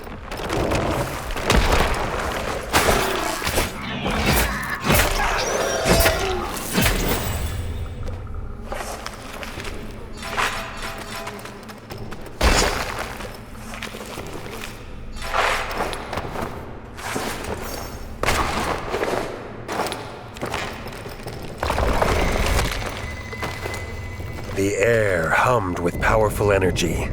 As Arlo approached the statue, he could feel the strange power pulsing through him again. As the statue calmed, Arlo could feel new strength inside him.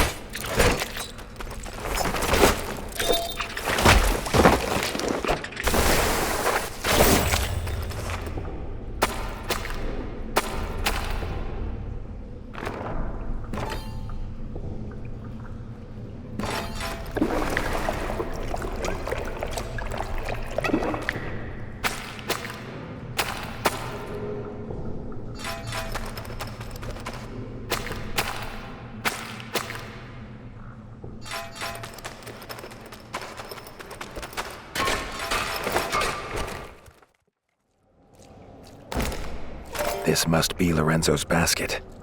Why had he dropped it? Arlo moved faster, certain luck had once again abandoned him.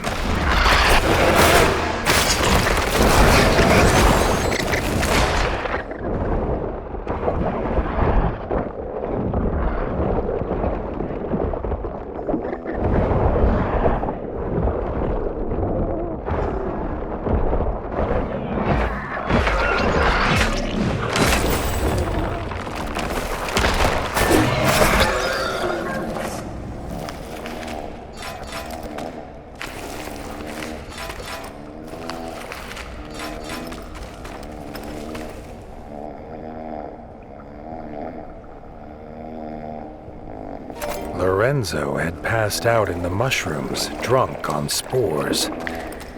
Arlo smiled with relief. He knew only one thing would wake him. A stink bug. The bug farm might have what he needed. Lorenzo could sleep safely here until he returned.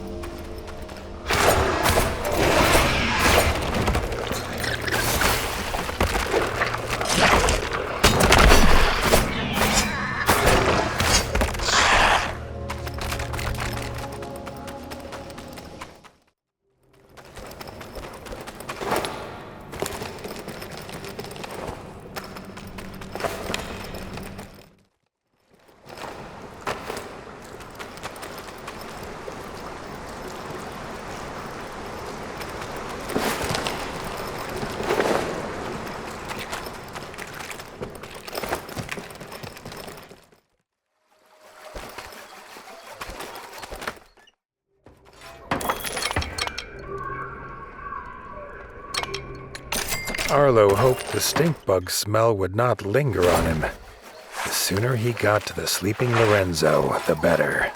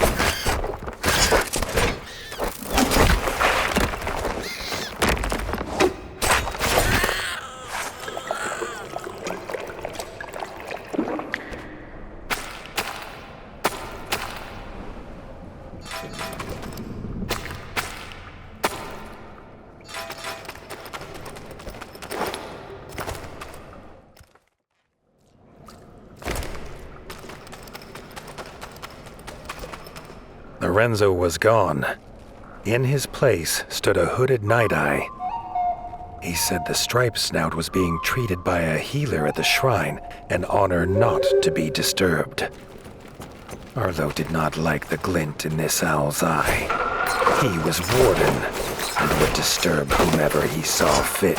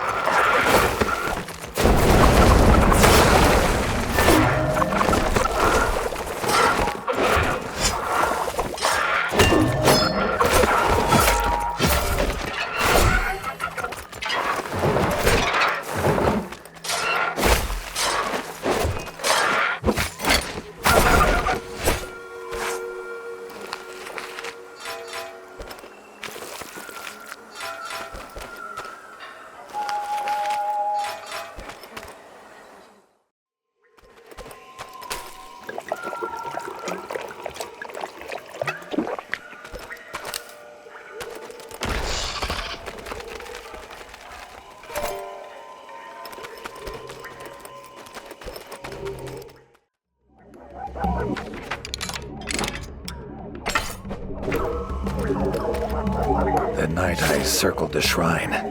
As Arlo looked closer, he saw Lorenzo, blood pouring from his arm. This strange cult of owls were no healers.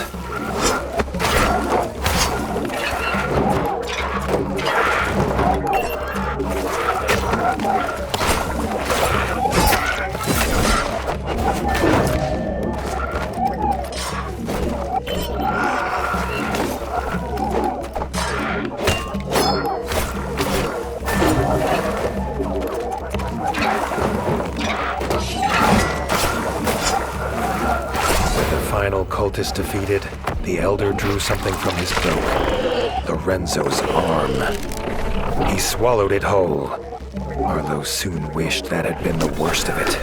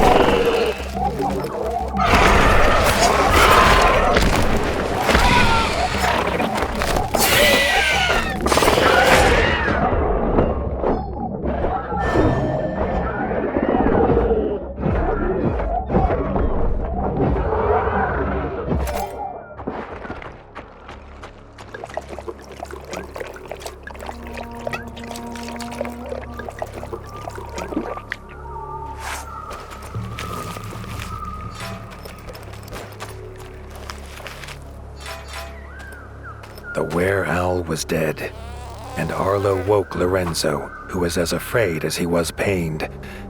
Arlo sent the scared badger home where his brother was waiting to help him.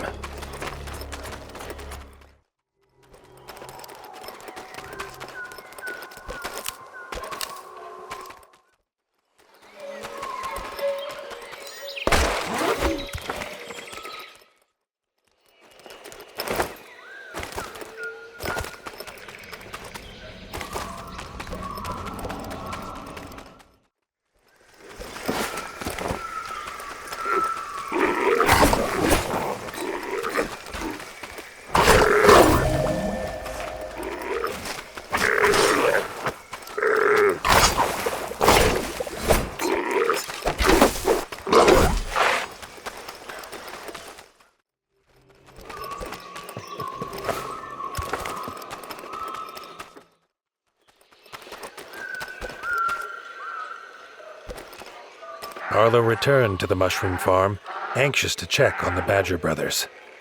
Grateful for the young warden's rescue, they offered to work the farm at Winter's Edge as soon as Lorenzo's wounds were healed.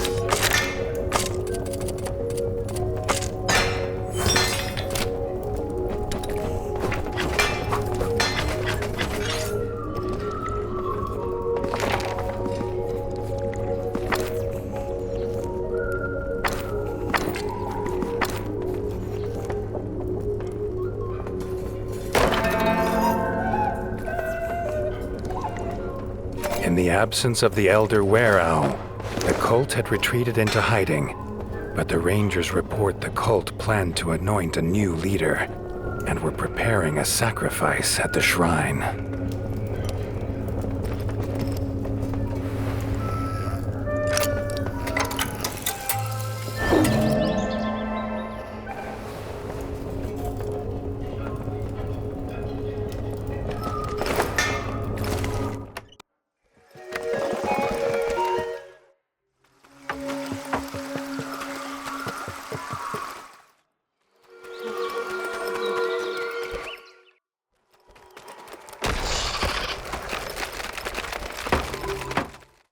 The sacrifice ceremony was underway, Arlo had only moments to stop it.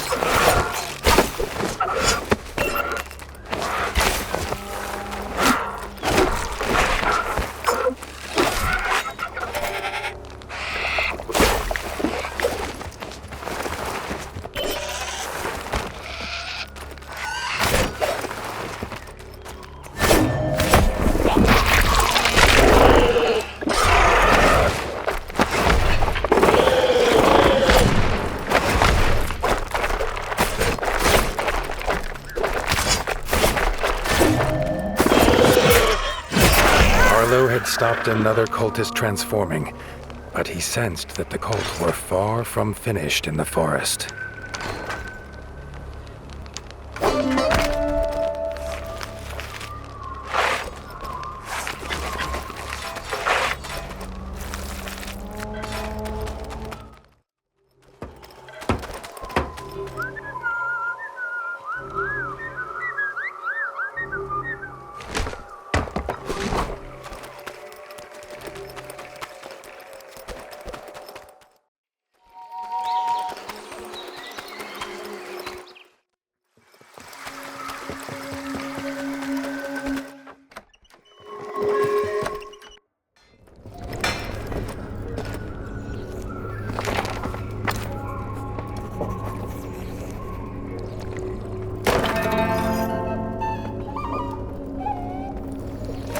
Secret had worrying news. Rumors of a banquet in honor of a newly transformed WereOwl flew around the forest. This was Arlo's chance to put an end to the cult.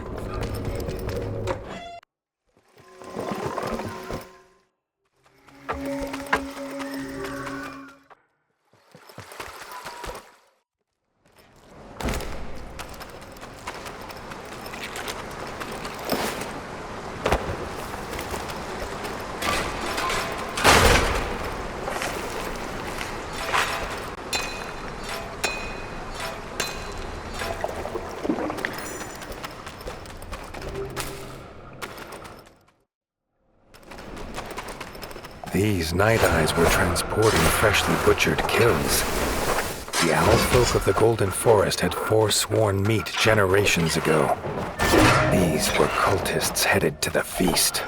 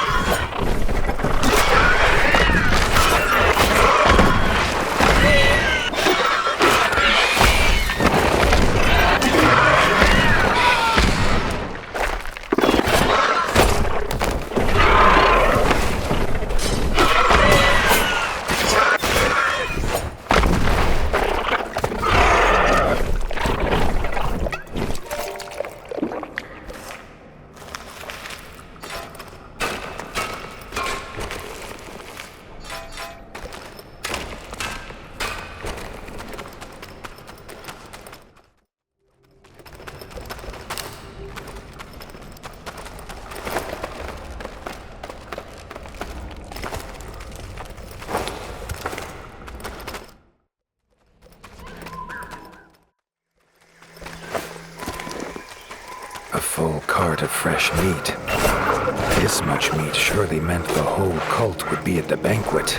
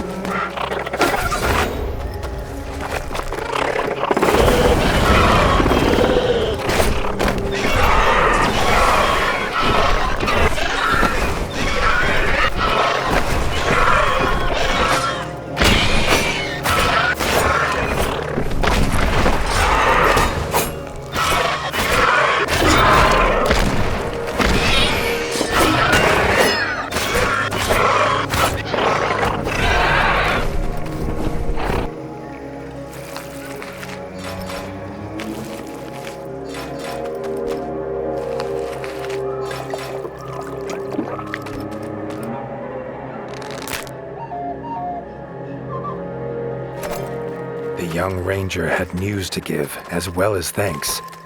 He'd heard the cultists speak of the totem shrine. Could this be where they would hold their banquet?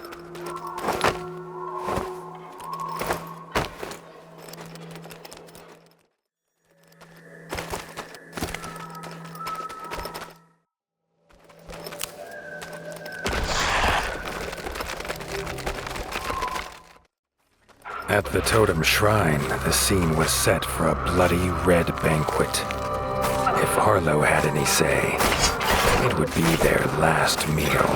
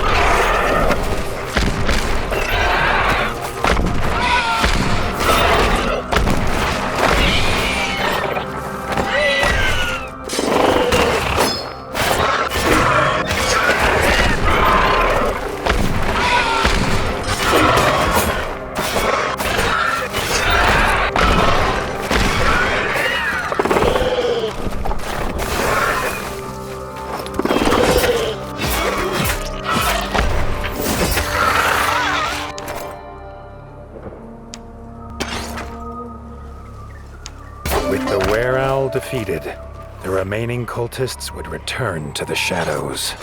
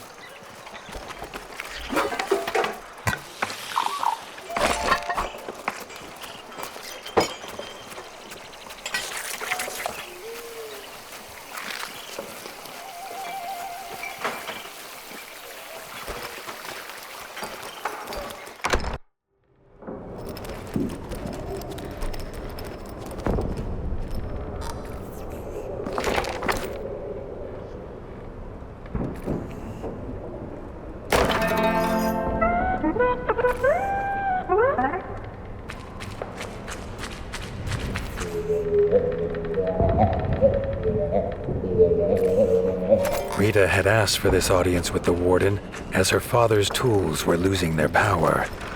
Arlo offered use of his father's whetstone, but she said the power came from the god's blessing.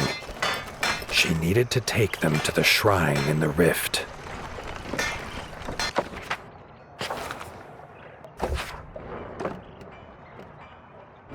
The rift was a dangerous place, and he had little desire to return. Neither did Rita, but he would not see her go alone. The merfolk believe the 8 arms bring balance to life and death. Or so Rita explained as they approached the shrine. Arlo's little head disliked such weighty thoughts. He thought about lunch instead.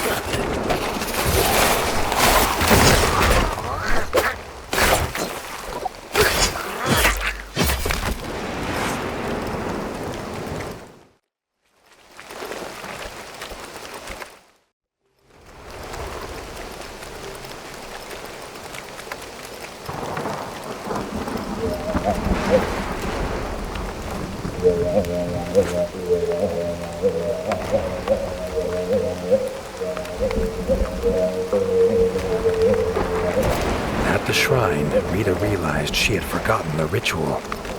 She needed a druid's help, or it would all be for nothing. She pointed to the old ruins. Could Arlo find the druid who lived there?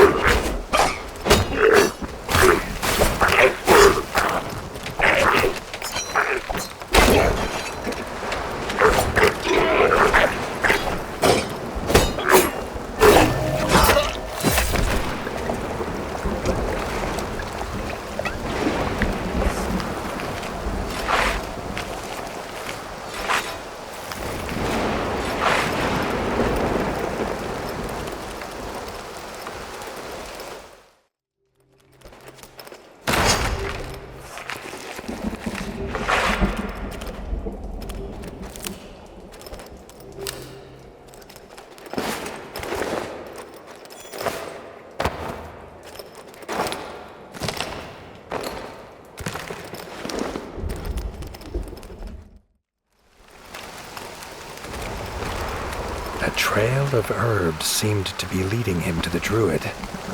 Arlo wondered what magics they made.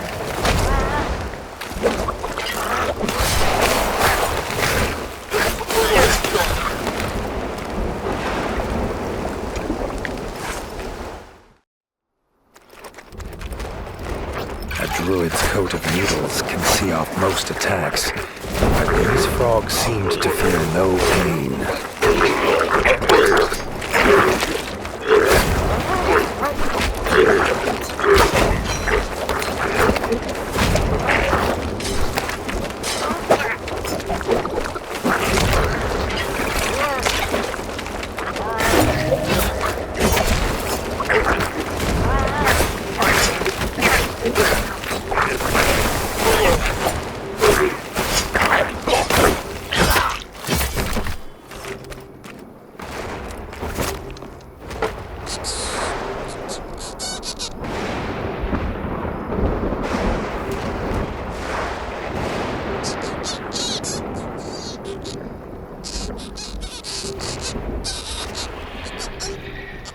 Thanking Arlo, the druid agreed to help with the ritual, but it could not be done without a special plant from the ruined tower.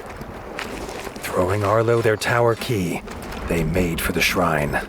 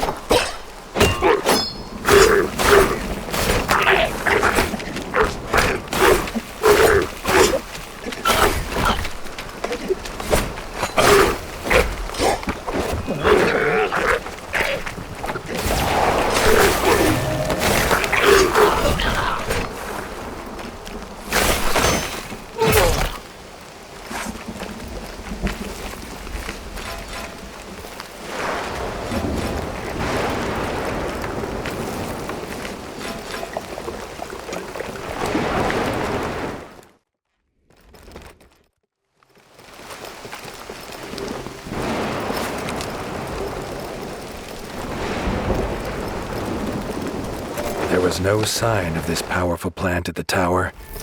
All Arlo found was an open hatch.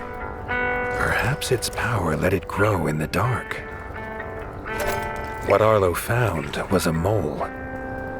His father had told him of these creatures who lived in sprawling underground villages, but this one was alone. Perhaps he'd seen the druid's plant. To his surprise, the mole said he grew it for tea and would be happy to share. However, nothing was ever simple. It was behind a bunker door and the fuse had blown. If Arlo found a new fuse, he could have all the tea he wanted. Arlo had no idea what kind of door problem could not be solved with an axe. He remembered an object in the smith's stash that might be what the mole was looking for.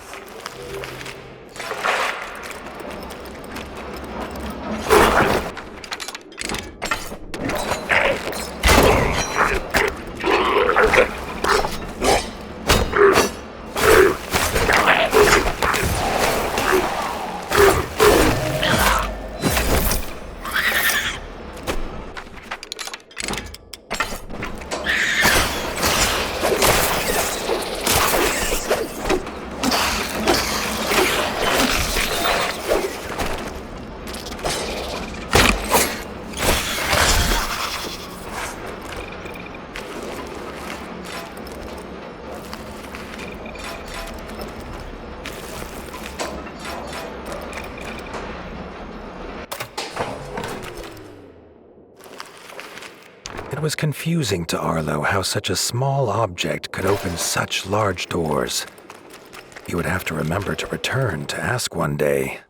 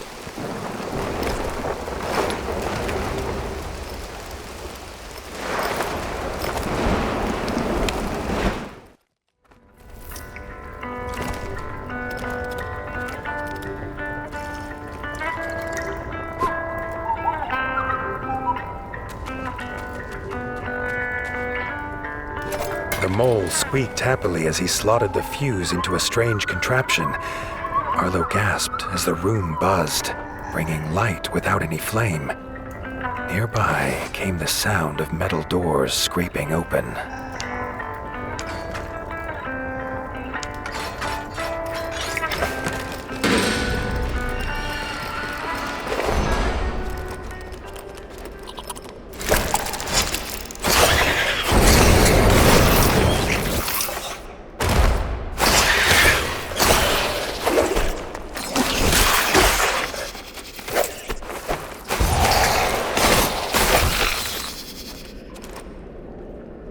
With the plant in paw, he promised to return one day for the offered cup of tea, a use for the plant which Arlo resolved not to tell the druid.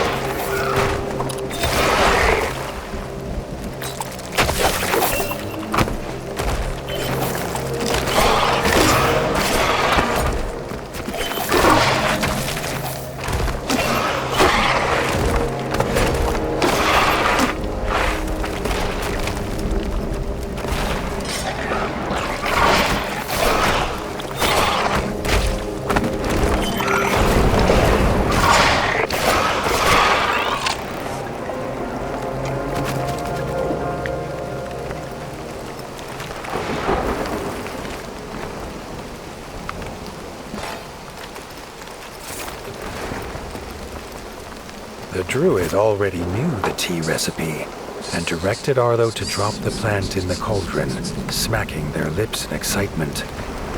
Arlo wondered if his troubles had been for a magic herb or tasty drink. Arlo had hoped for a well-earned nap during the ritual, but it seems even the dead do not rest during rituals in the Rift. Arlo had to keep them from the druid.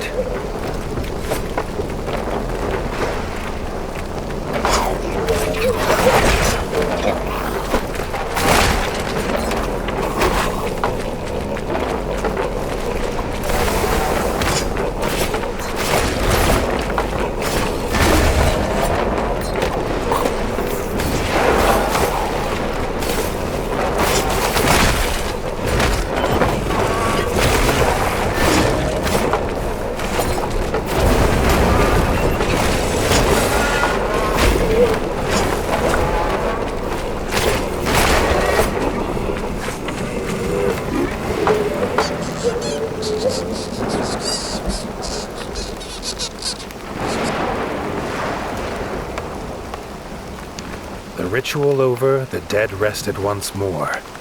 Rita thanked the druid, and Arlo suggested they return with them, but they refused. They were headed home to try their plant in a brownie recipe.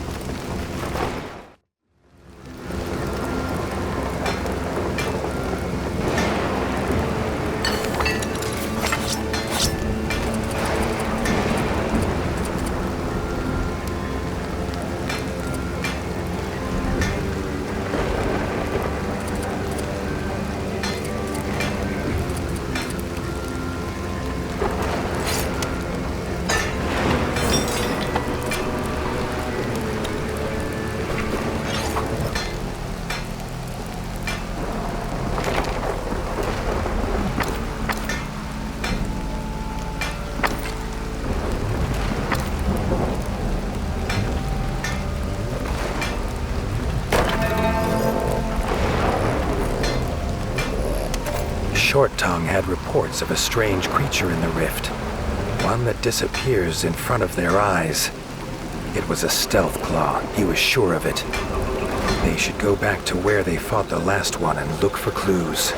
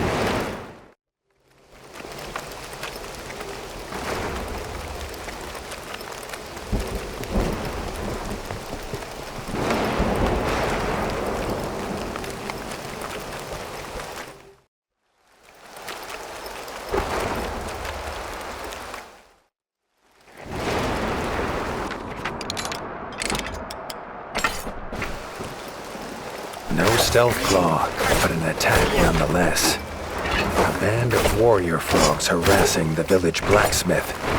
Their eyes lit up at the sight of Short Tongue. Only they called him by a name which we need not repeat here.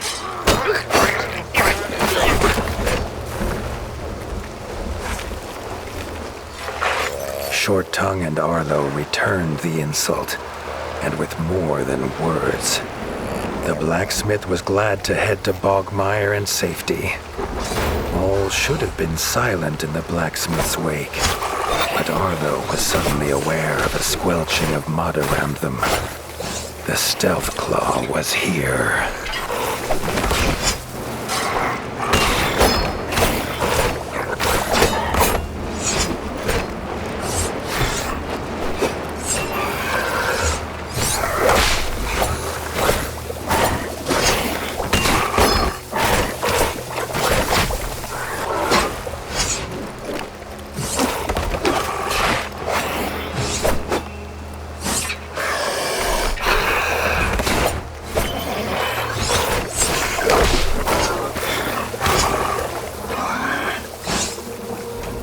They had won this round, but they could not leave it at that.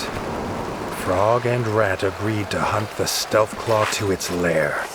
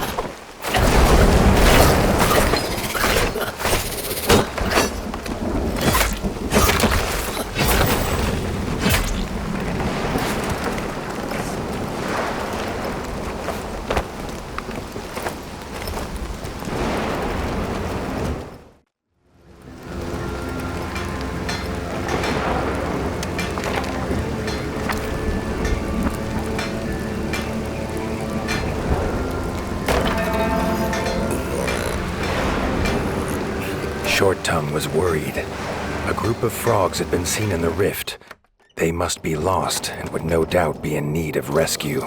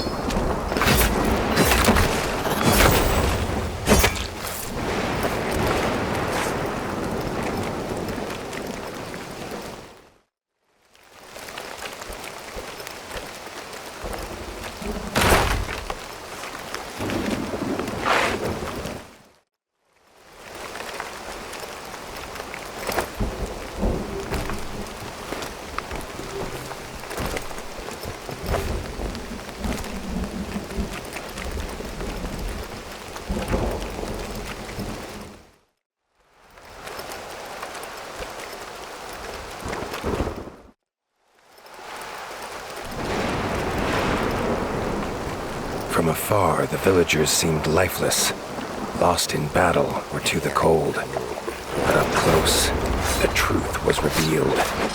They were training dummies. It was a trap.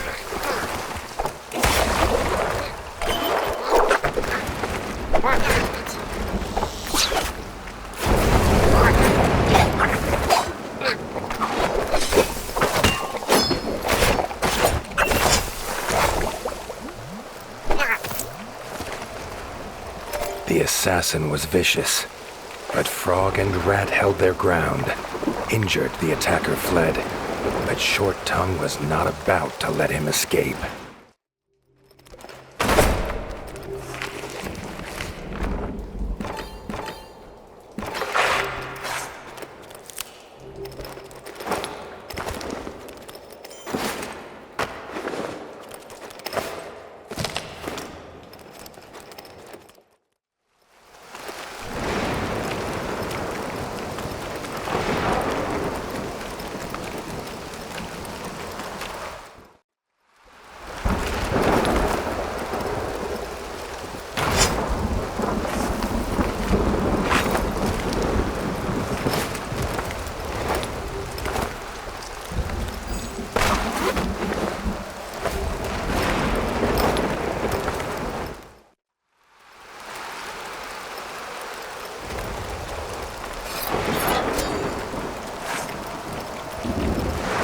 Found him licking his wounds at a makeshift camp.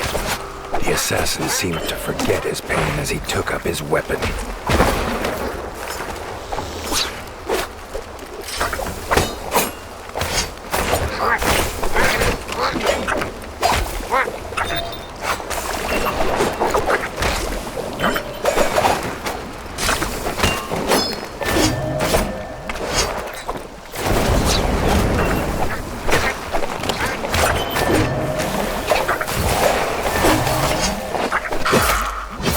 The assassin defeated, Arlo breathed a squeak of relief. But Short Tongue was not done. He needed to know who had sent them.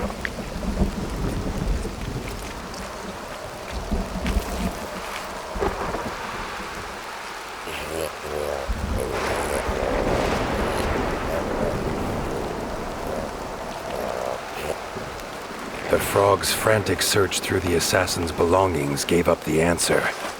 A gold coin bearing the mark of Glubba the Gut. Short Tongue asked Arlo to meet him at Bogmire. He had work to do.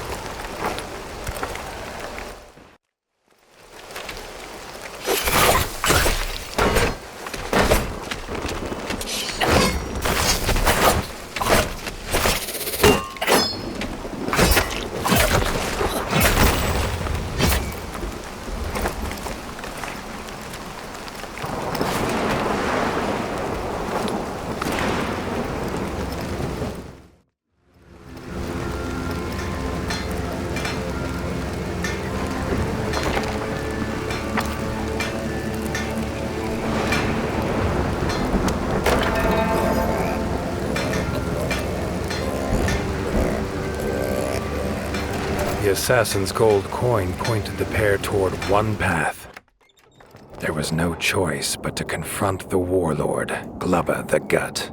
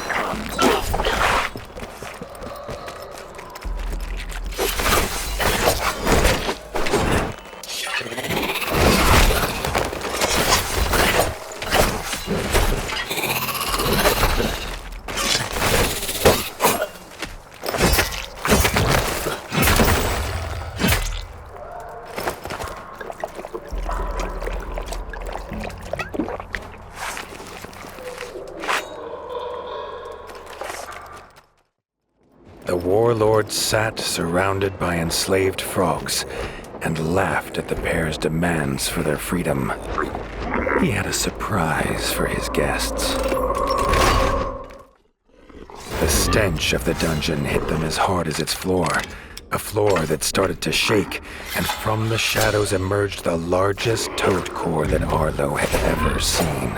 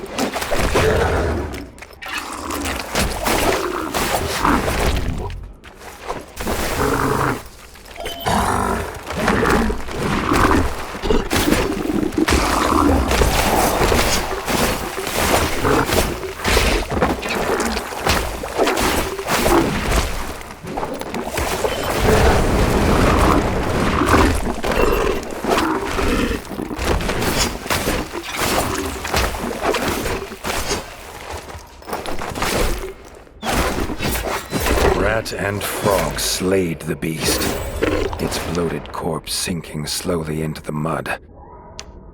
Arlo felt a pang of regret. It had been a slave as much as the others.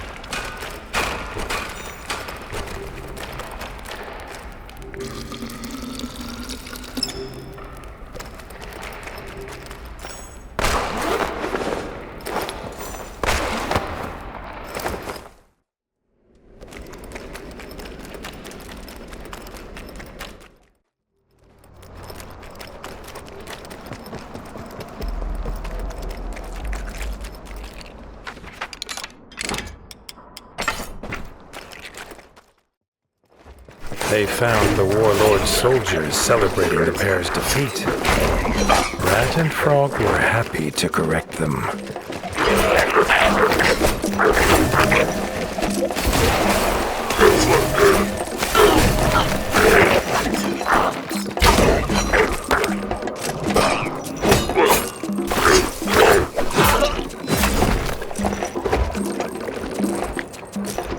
Seeing the last of his soldiers fall, Glubba croaked his rage.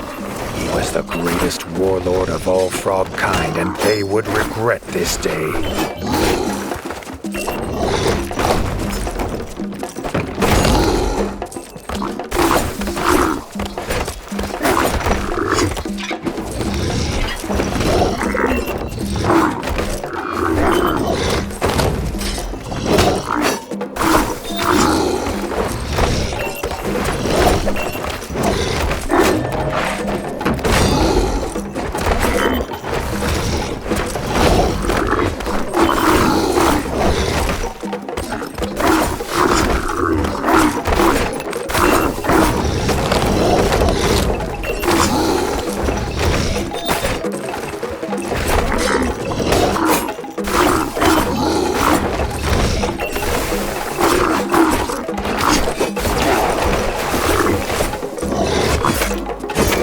Arla's tyranny had ended, Short Tongue offered the frogs a home at Bogmire Forge.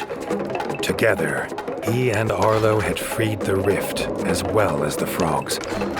Perhaps this would be an era of peace for both.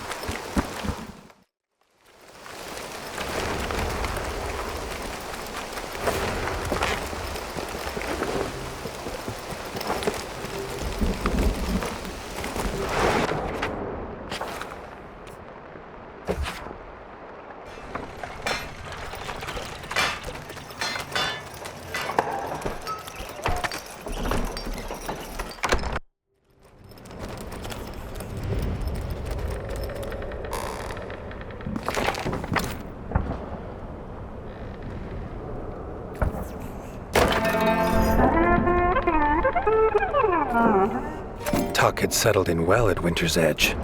So much so he planned to stay and open his own shop. He hoped Arlo might help him collect rare items to help draw in ratfolk from far and wide.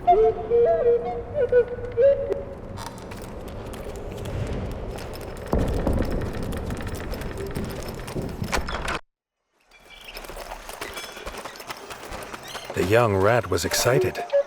He had worked out exactly what he needed and asked if Arlo would meet him in the outskirts. Arlo was glad to see Tuck's spirits finally lifted and could not refuse him.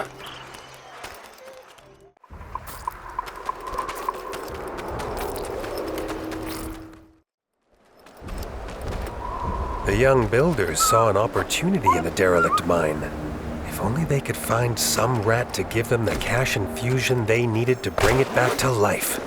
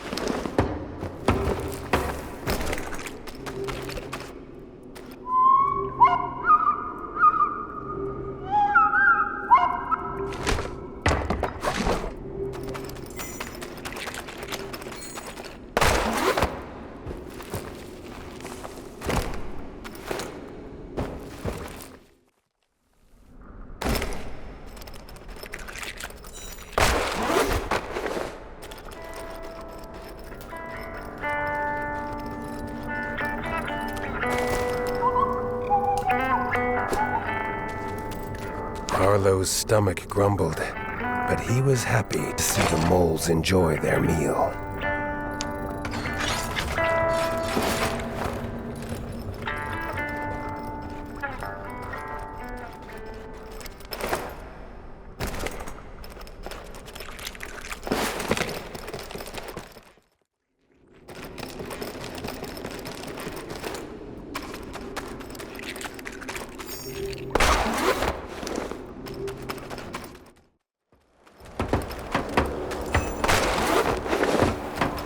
Work on the mine was well underway.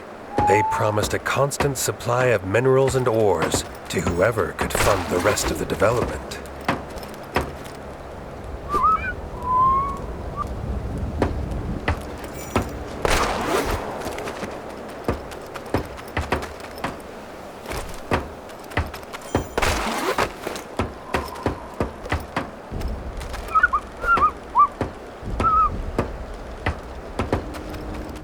With the mine now fully functional, ore flowed from the depths to the surface. Arlo knew he could make good use of it.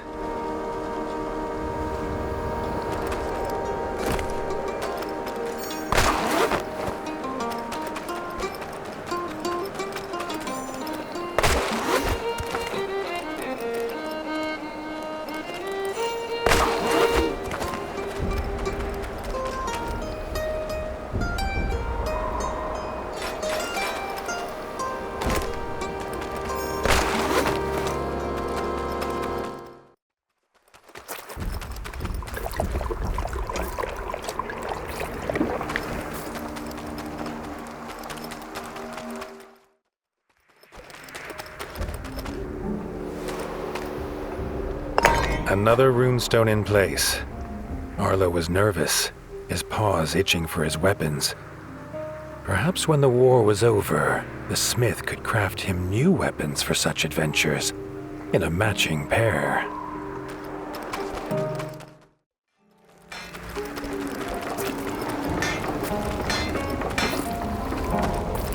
At Mossbug Farm, Arlo started to regret his hasty offer of help. The farmer had seen a beast, and shouting something about luring it with bloodfruit, he went to hide in terror. Tuck grinned. He knew exactly where to go.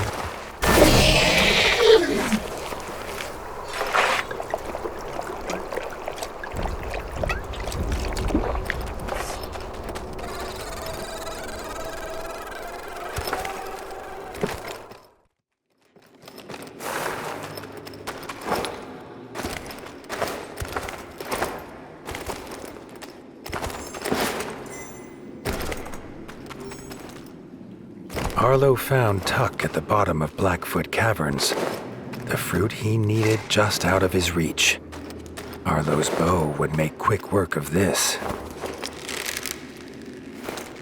The bloodfruit burst open as it landed on the cavern floor, and seemingly in the next second came the terrible sound of beating wings.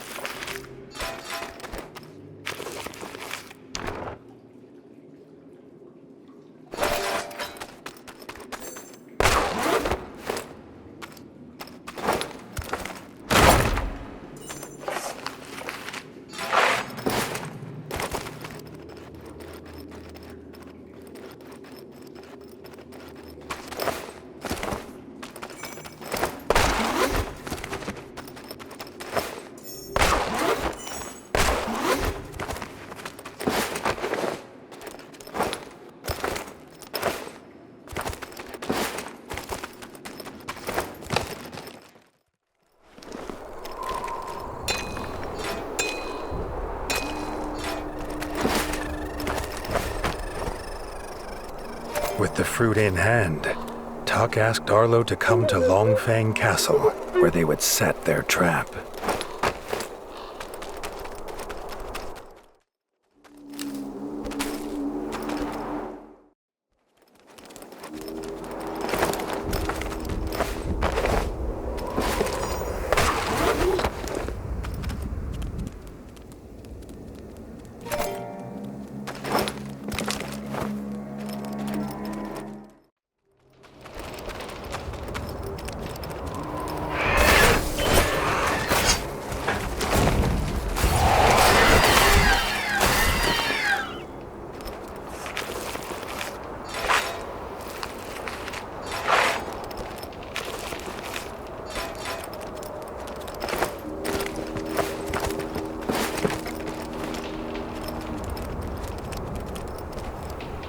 It was eerily quiet at the ruins. Tuck had everything ready for the trap. It only needed Arlo to toss the blood fruit into the cooking pot. The stench would be sure to attract the beast. They only needed to wait. A high-pitched shriek pierced through Arlo's dreams, and soon the flapping of wings was upon them.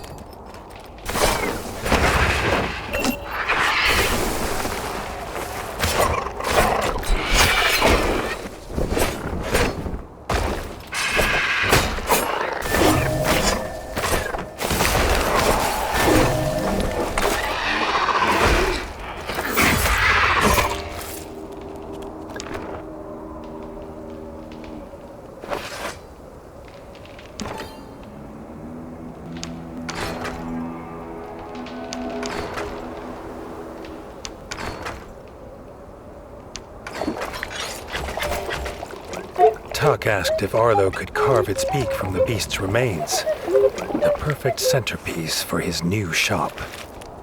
The young rat could barely contain his excitement and ran off, keen to find the builder at Winter's Edge, now able to build the shop of his dreams.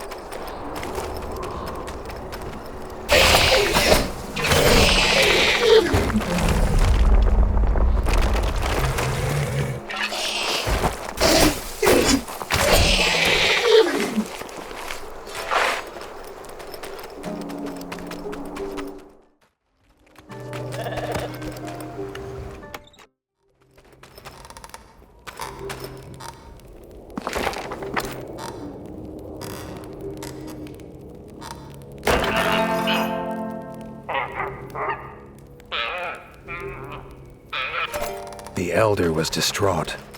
The farmers had found their crop crushed into a trail of half-eaten roots and stems, all leading to the Backstabber's cave.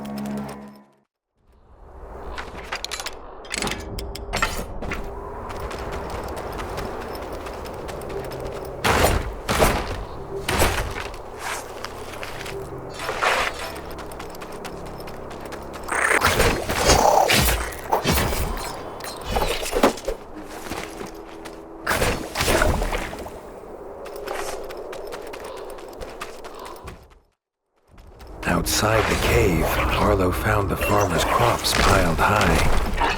If Arlo thought it abandoned, he was to be disappointed.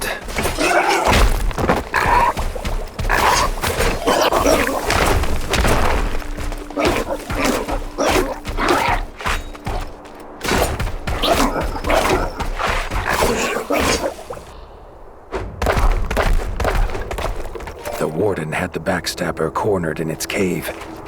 It might only be hungry, but the whole village would starve if it was not stopped.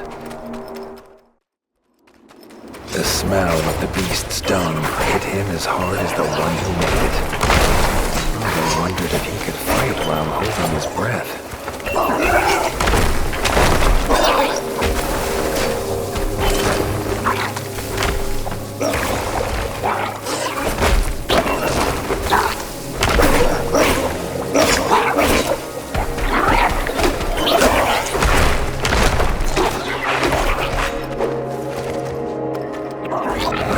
Of the quills fell clattering to the ground.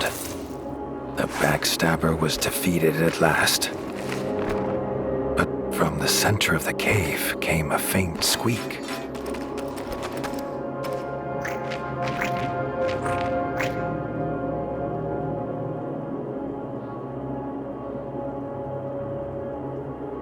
Under the rocks and dirt was a small backstabber pup. It was young, curious, and unafraid. Arlo had an idea.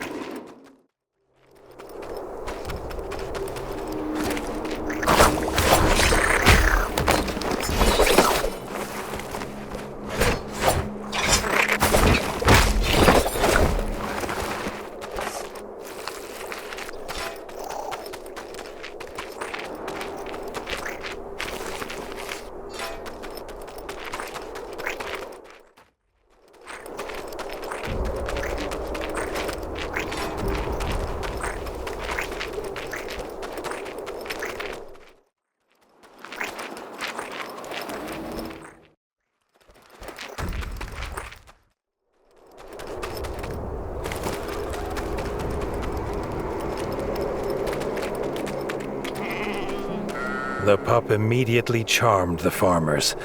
Arlo suggested they raise it as the farm's defender, and mentioned that its dung would likely be a potent fertilizer.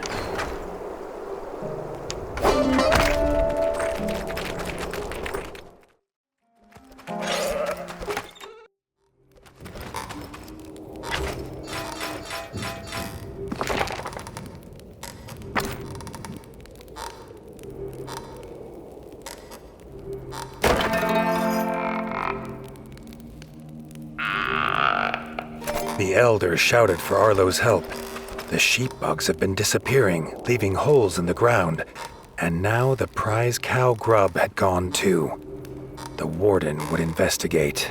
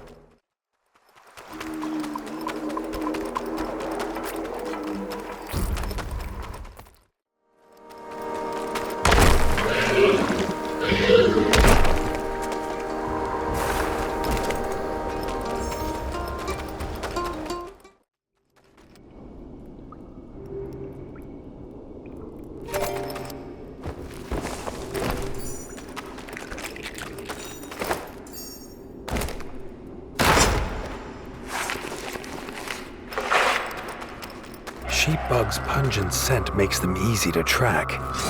The few that were left were terrified. Arlo had no sooner realized who the culprit must be, and it was upon him, a mudworm of the deep.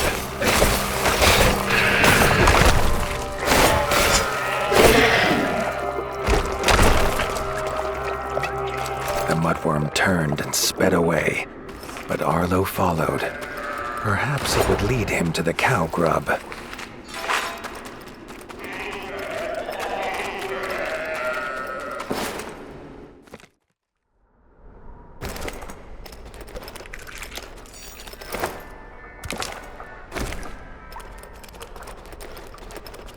The cow grub mooed, lying helpless in the center of the nest. Arlo would have to deal with the mudworm first.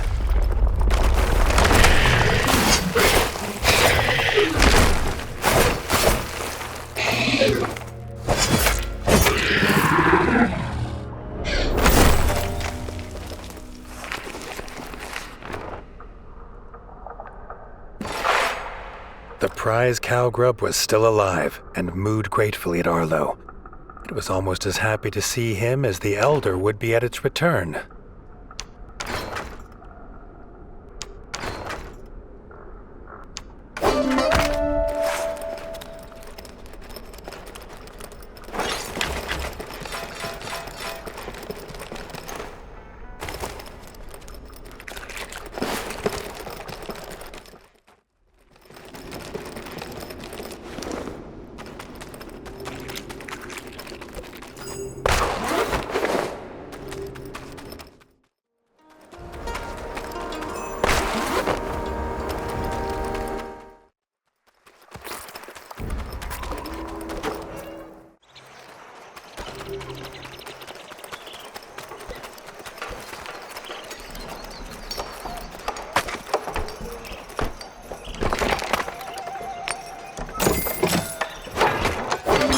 Emporium was indeed a marvel, with items for hunting, ingredients for cooking and smithing, and a tale of adventure for all who asked about the great beak on display.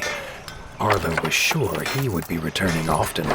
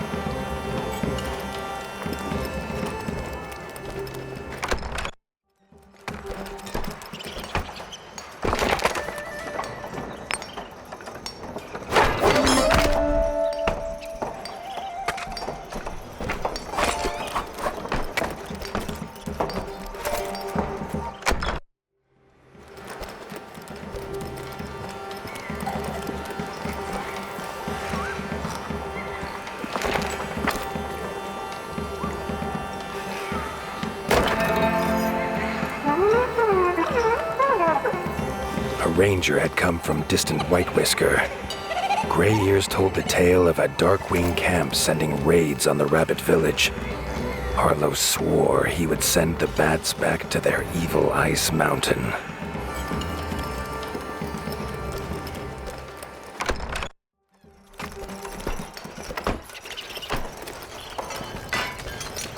Before Arlo could set sail, he was stopped by Robin the Ranger. If Arlo planned to go north to fight the Darkwings, he was not going alone.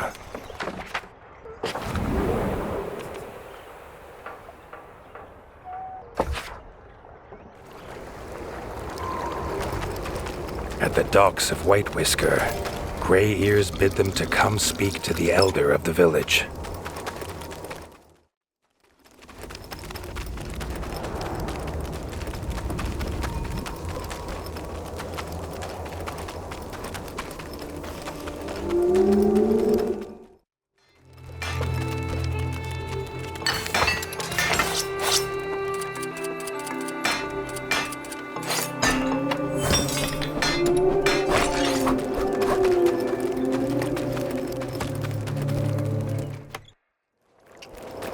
The rabbit's body was old and frail, but his mind was sharp. The Darkwings had made camp on Whiskers Peak. Their attack would come soon, unless someone took the fight to them.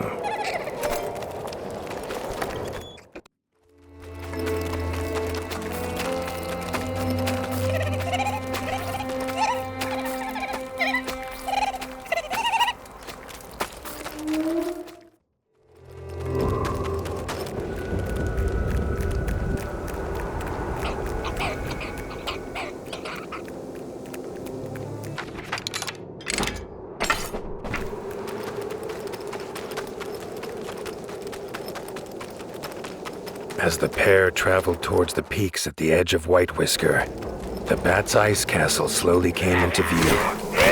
Arlo knew in his heart that one day he must take his battle there. They had no choice but to fight their way to the camp leader. Defeating him would break the Bat's spirit.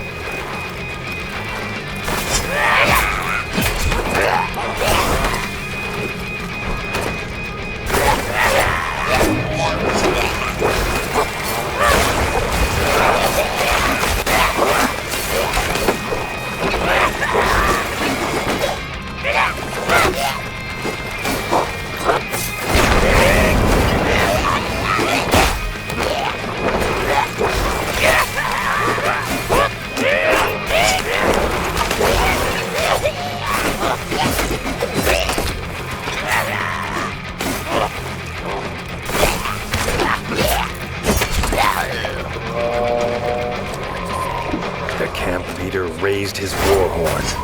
Its unearthly screech seemed to stir the very air into fury.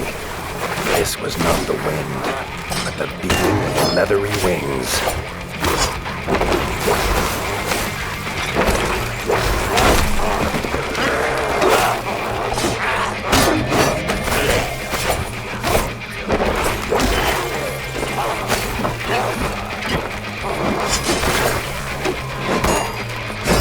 Leader was defeated, but they had to warn the rabbits. Darkwings were on their way.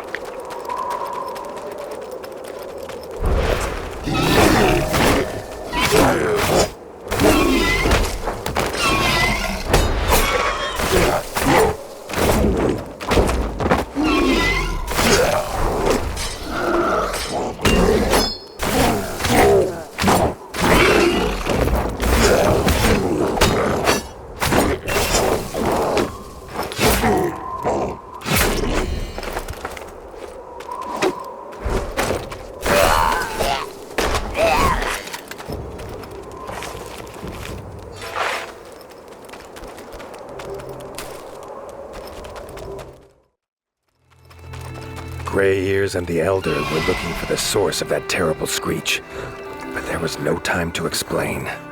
Arlo shouted to Gray Ears to get the villagers to the boats. They throttled through their weapons.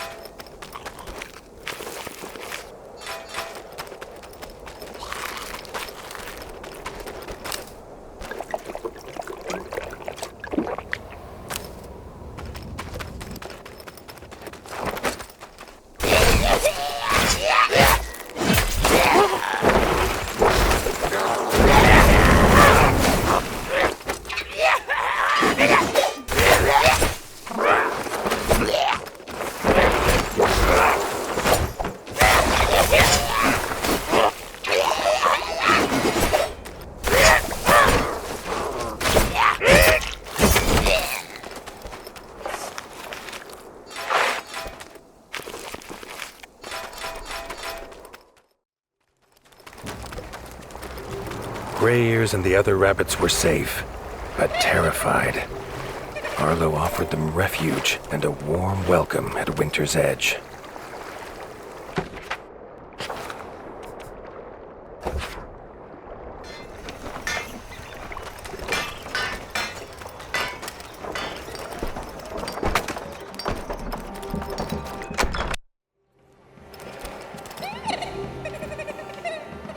Arlo was as good as his word.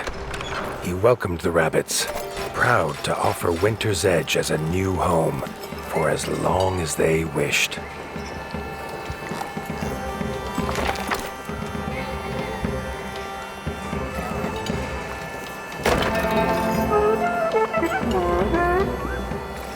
Gray Ears thanked the warden for his hospitality, but the droop of his ears and whiskers told Arlo there was a great weight on the rabbit's mind.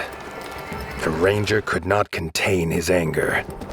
The Darkwings had taken the warren, the rabbit's ancestral home. He could not rest here while they spread their filth there. The warden swore they'd reclaim it together.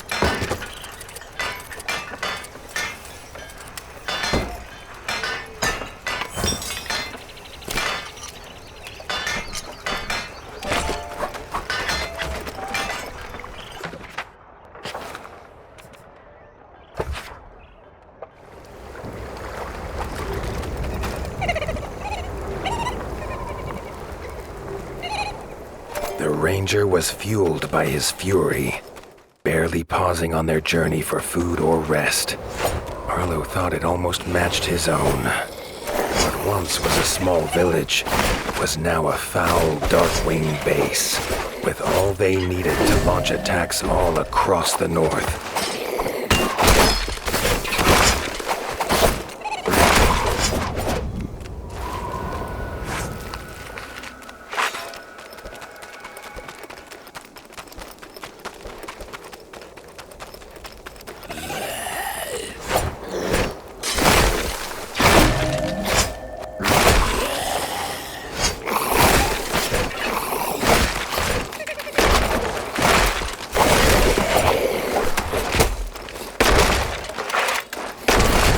Warden and the Ranger fought tooth and paw, bow and blade, to drive back the bat filth.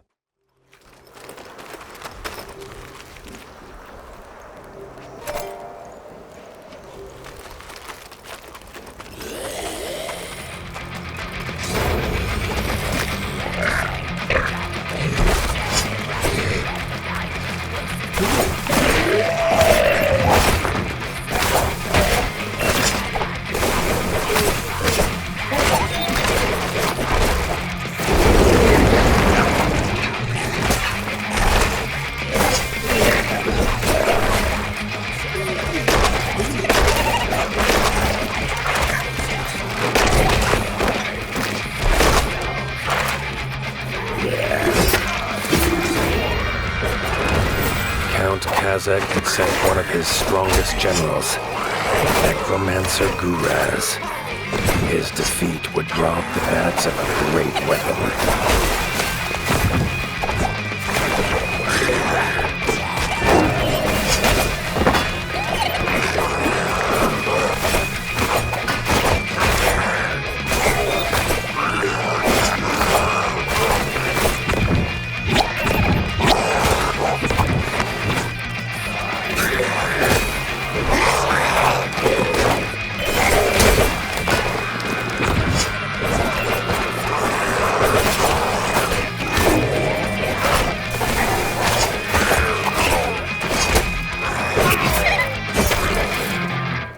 Was safe in Rabbit Paws once more. Gray Ears swore that if the Warden of the Wastes ever called for help, the rabbits would answer.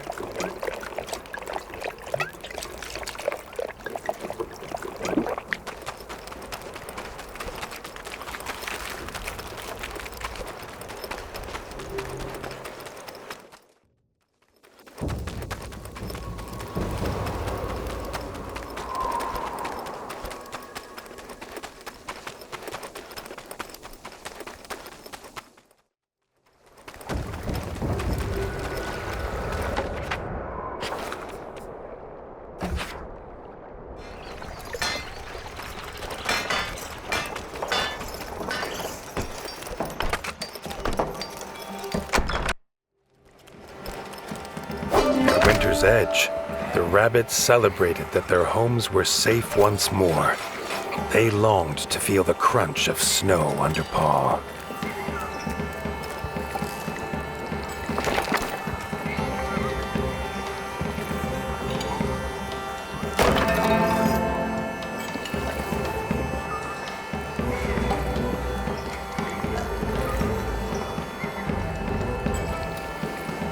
Despite all Arlo had done, the Darkwing threat was still growing.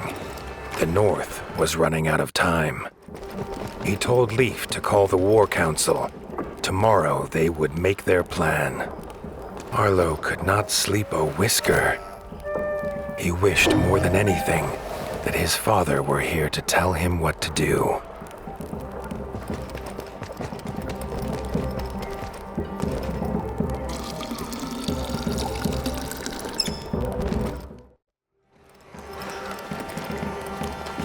The nervous chatter silenced at Arlo's entrance. He did not sweeten the truth. The Darkwing numbers grew. They would return, and Winter's Edge could not stop them alone. He called Robin forward. Arlo was raised on tales of how the North could not rely on Southern kings. But he was desperate. The Ranger was sure King Redgi would prove different. Ordering the council to prepare for war, they set course for the Crimson Keep.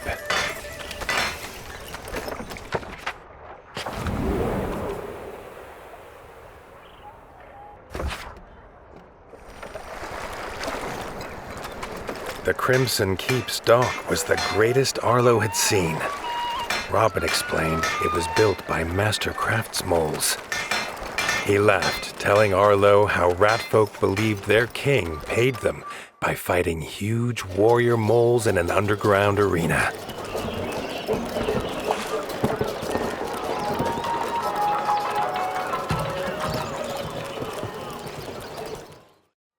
The king's steward, Doug, stopped them before the throne room. He started at the news of war and then rushed away, muttering about how the armor would need to be polished.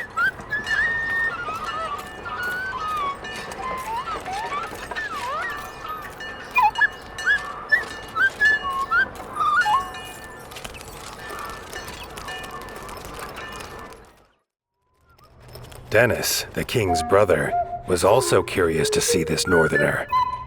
Denis missed war.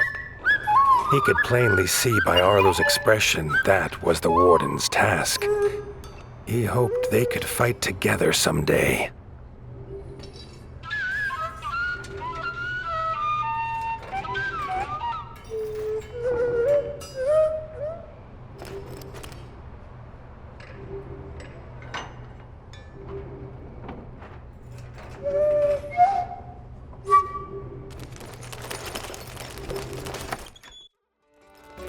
Arlo was nervous to meet this king.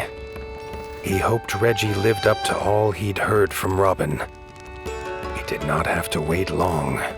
King Redgi was glad to see his old friend Robin was safe and bid him to tell his tale. Robin told of the death of his son by the ferocious Darkwings and begged the king prepare his forces to go north. Redgi was sad at the loss of Little John, but said that was not reason enough for the South to join a northern war. The king wished them well and turned to go. Arlo stepped forward, asking what the king would do when there was no Winter's Edge to shield the South. If they sent no help now, the Darkwings would not stop at their borders. Redgi listened to Arlo tell his tale. It brought back terrible memories of a father lost and a land left in ruin. A tale not unlike this young warden's.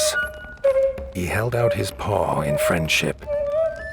King and warden, united, could stop any foe. The southern ratfolk would not simply leave the warmth of their homes for frozen lands they had never seen. A trial by combat would prove his worth. Arlo agreed. He would do whatever it took. News had spread swiftly. As Redgi led them to the tournament grounds, the streets were already full. Villagers craned their necks to see their warrior king and this strange northern challenger.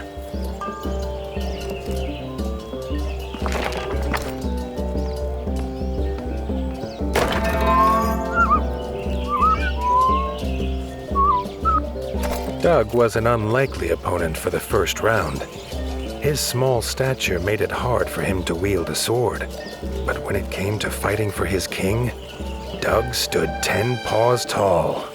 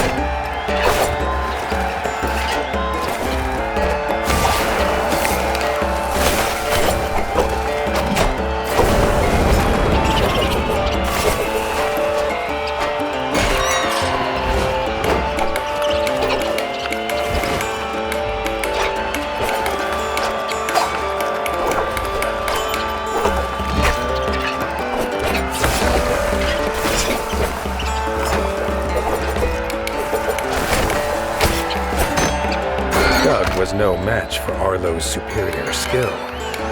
Redgi could already see this would be a tournament that they would speak of through the ages.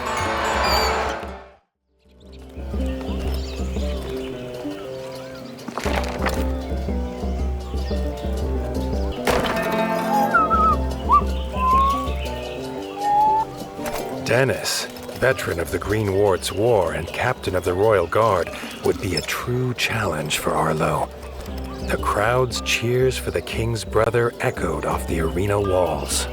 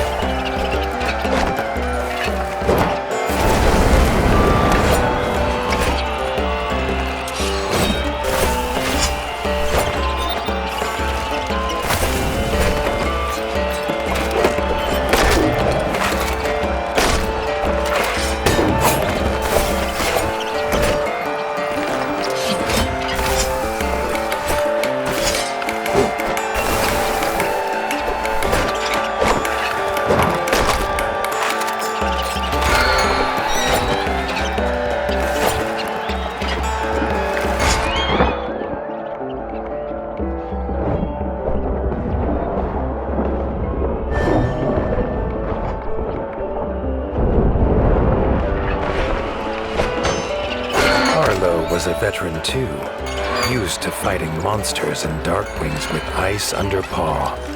Denis did not compare. Now the crowd cheered for him.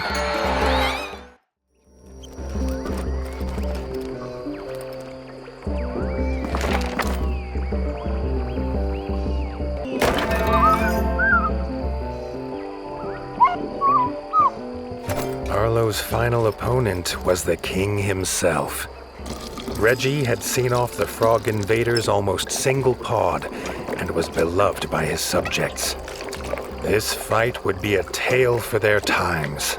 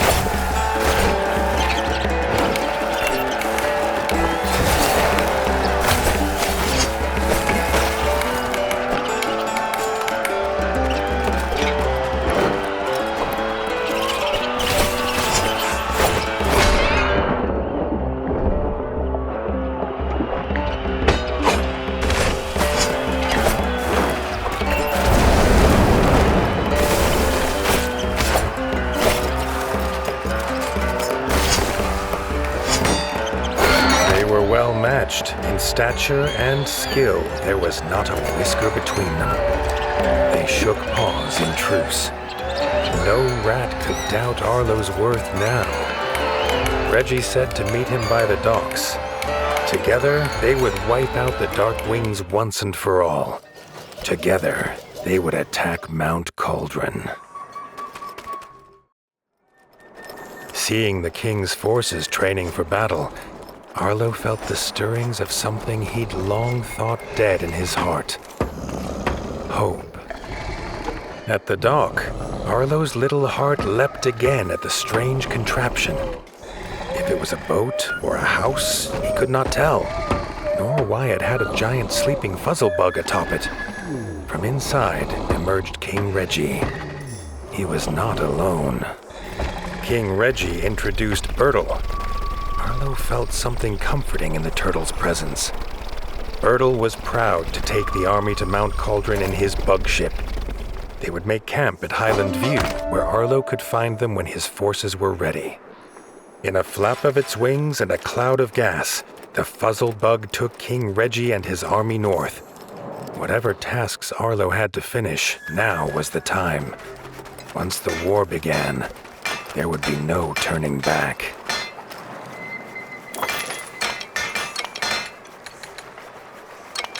The King card. A rare card indeed. Although rare, its qualities are not always positive. The Smith card. Highly sought after for its ability to change the qualities of other cards.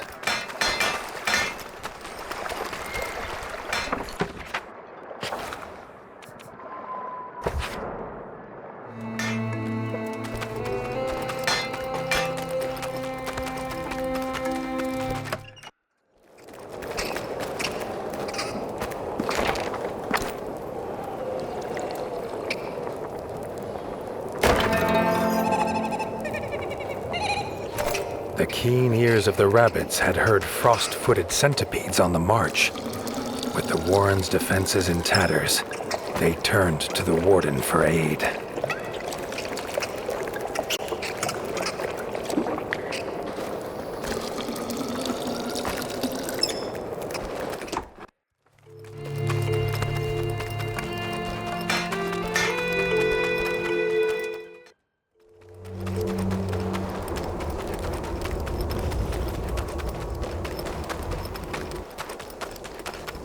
fish still flapping on the ground.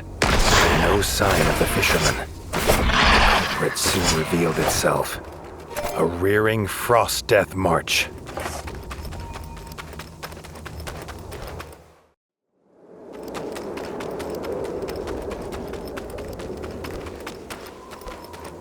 The rabbit was hanging on by a whisker, but before Arlo could save him, the beast was on him.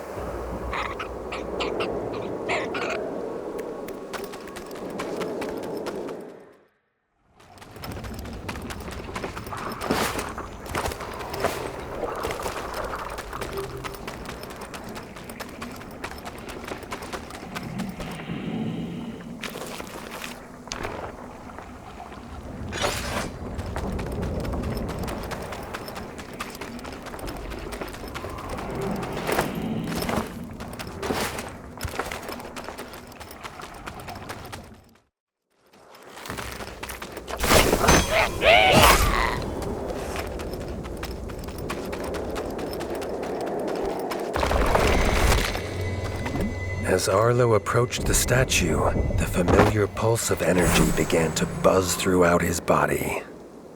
From his tail to his whiskers, Arlo felt stronger than he had ever done before.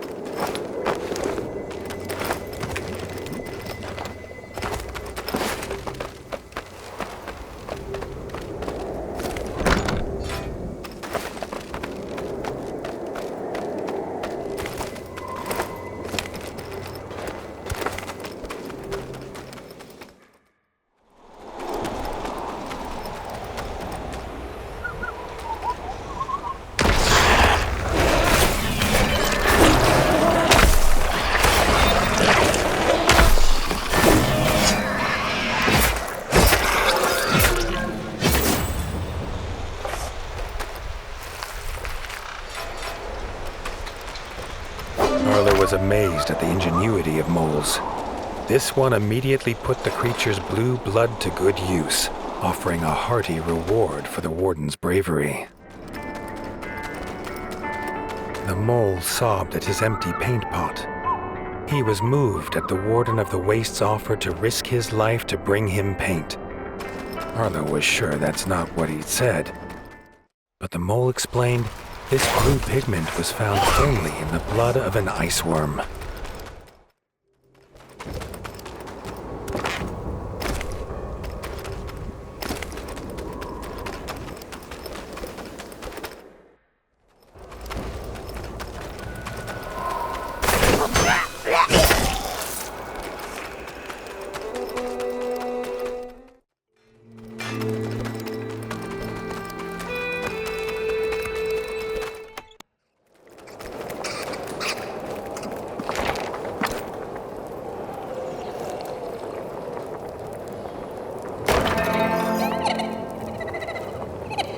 Worms had been seen again, but these ones emerged not from mud, but from the ice, and were said to be big enough to swallow the warren whole.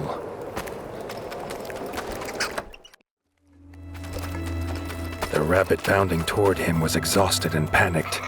Between his frantic breaths, Arlo made out the words, iceworms and village walls. Outside the village walls, the wind turned ice cold. The ground shook, and from beneath the frozen tundra burst the giant ice worm.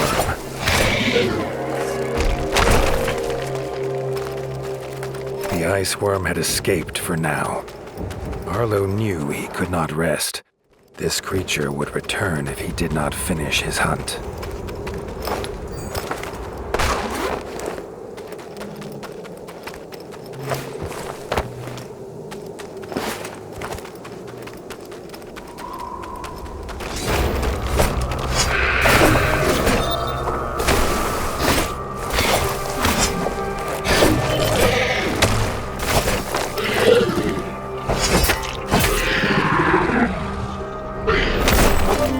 Pursued the great iceworm to the peaks of White Whisker and in the shadow of Mount Cauldron, it fell at last.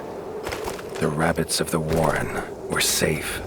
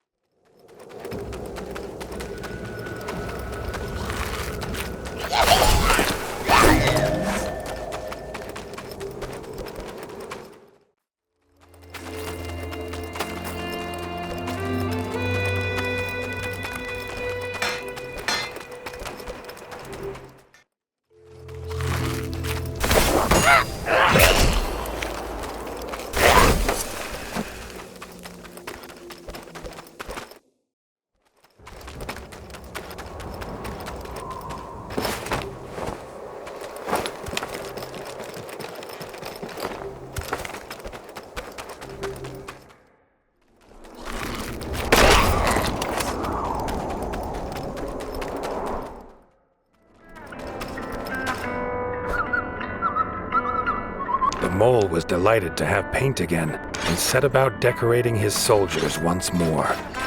Arlo suspected it was near time he returned to his own.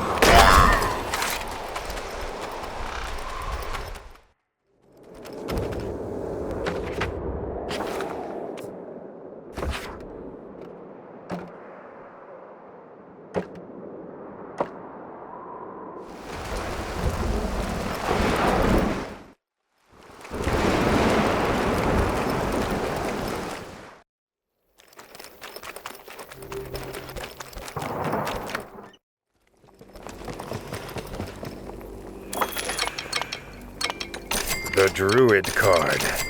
A wild card in any deck. Looking at the board, it seemed Merlin was missing some of their cards.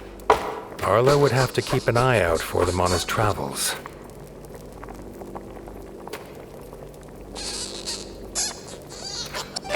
With all their missing cards returned, Merlin took down the runestone and handed it to Arlo in gratitude. Now all Merlin needed was a partner to play cards with.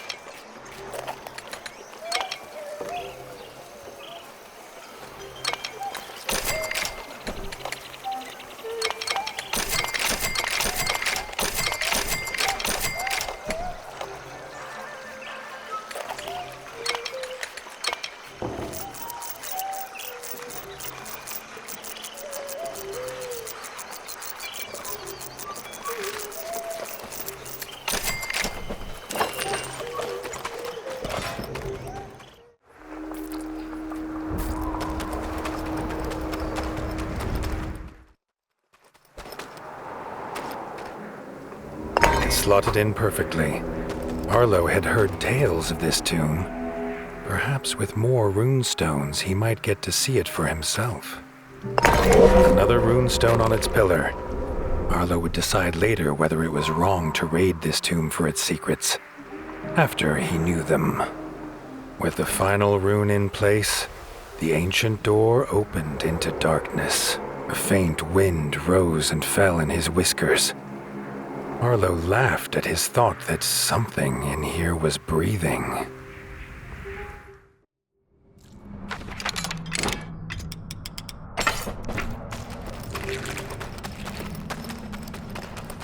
The burial chamber revealed both tales were true.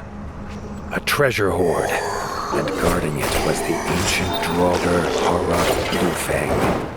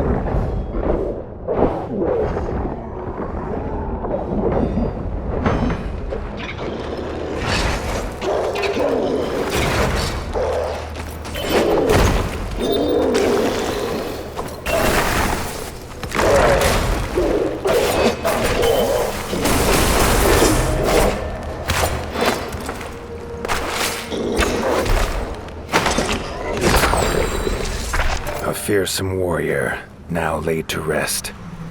More importantly, Arlo had found his treasure.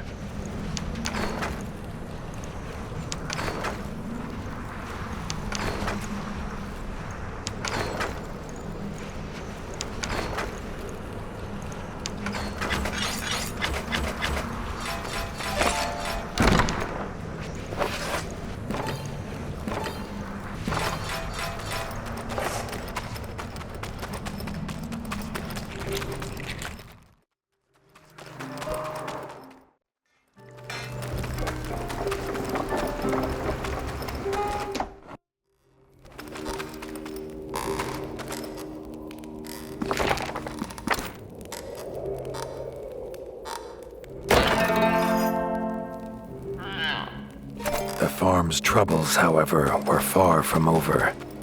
Now the farmers were under attack by a giant winged beast. The elder begged for the warden's help once more.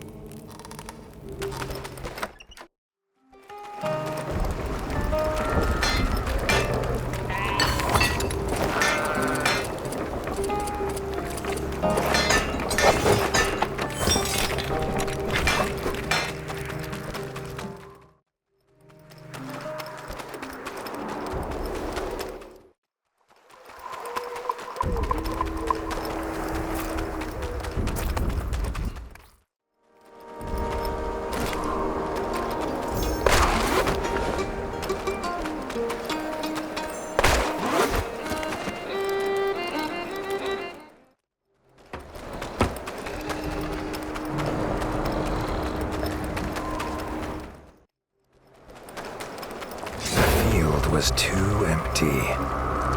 Arlo followed a familiar scent. Blood. The body of the farmer missed him by a whisker. The winged beast was coming for him.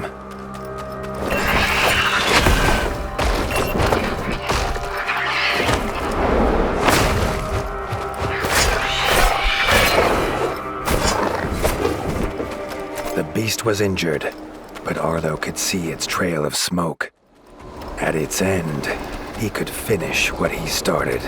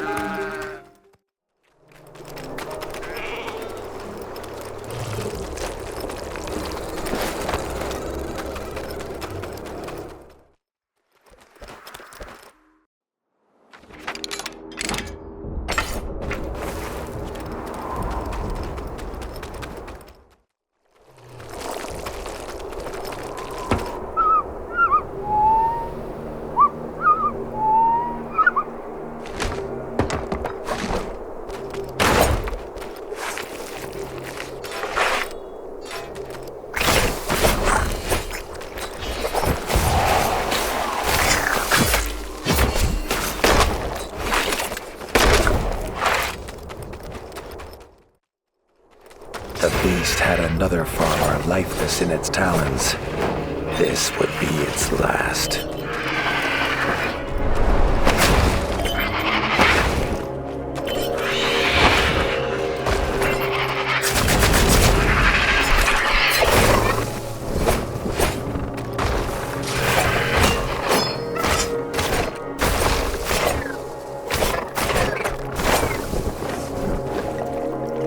It fled again, seeking its nest.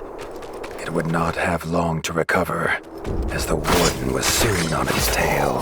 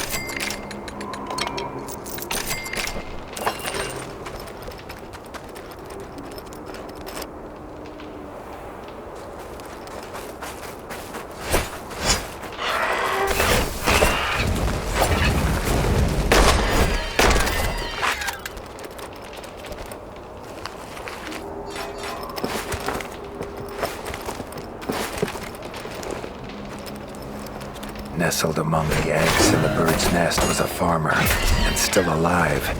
No doubt meant as a snack for the hatchlings.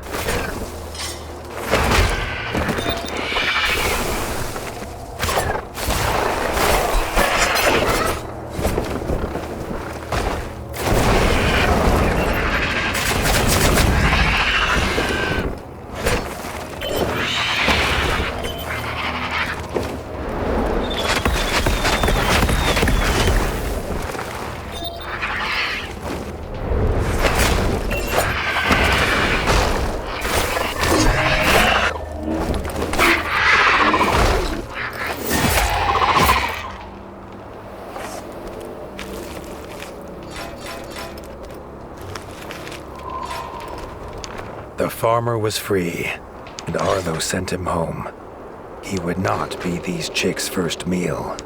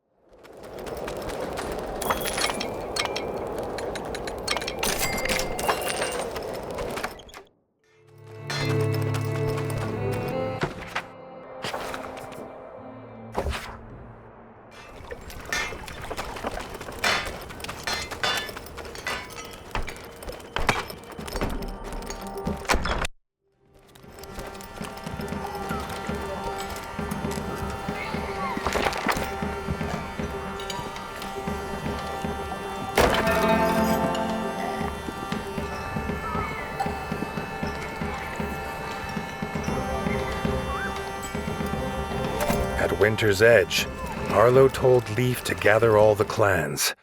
Tomorrow, they would make their war.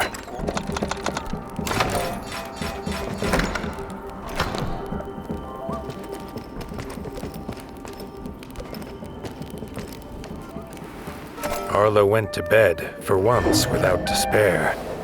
The king and the warden's forces together would make a last stand. They would sing of it forever. He wondered what sort of tale it would be.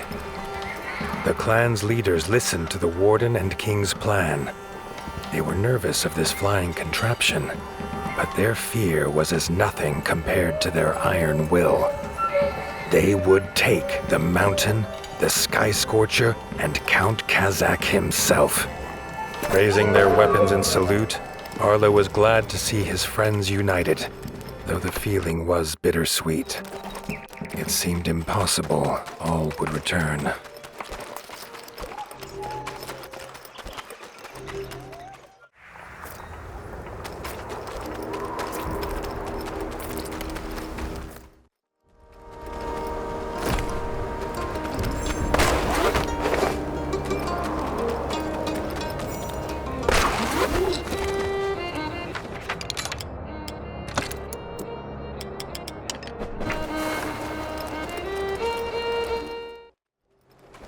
King Redgi's camp had creatures of every clan, armed and ready to fight.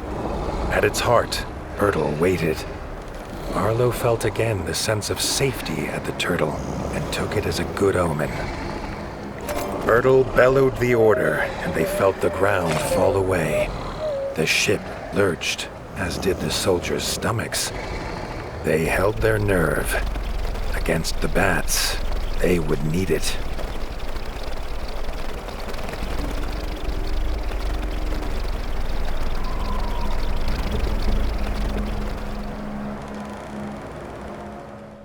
They landed with a thud. Arlo loved mountains, or had loved the thought of them in the great tales of far away. But this one he did not like at all. Its icy wind chilled more than his fur. They made hasty camp, readying themselves for the fight. Keeping busy stopped the frost from biting.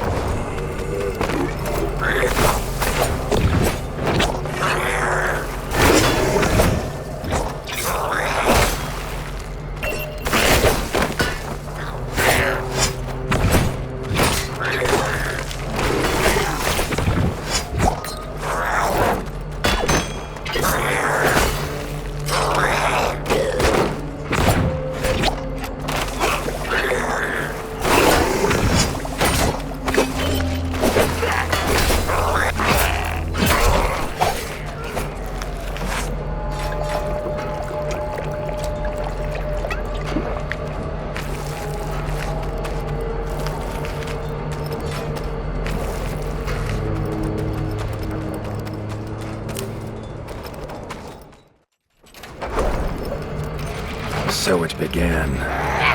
Side by side, the king and the warden hacked a path through the bats to the walls of Cauldron Castle. The way was shut, barred and guarded. Leathery wings beat all around. If they could not open the gate, it would be all for nothing.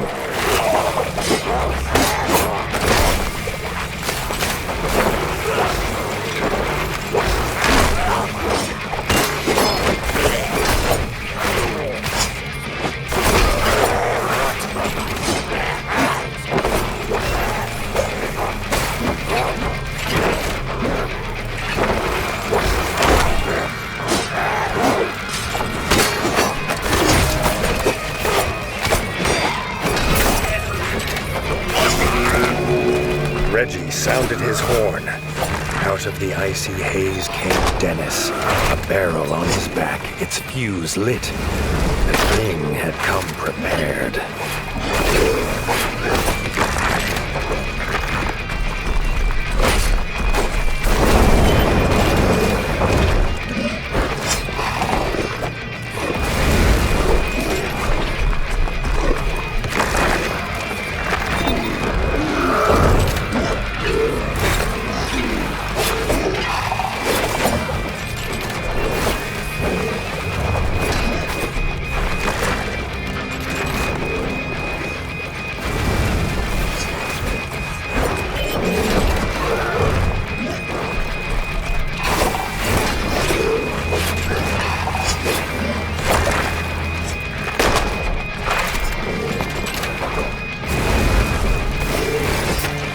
The gate was shattered with a boom that echoed across the mountainside. It was a hammer blow to their enemies' hearts.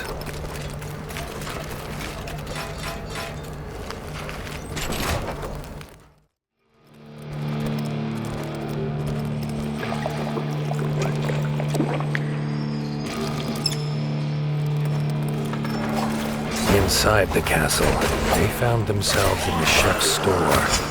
Before they could be disgusted at the contents, they had to take care of the chef.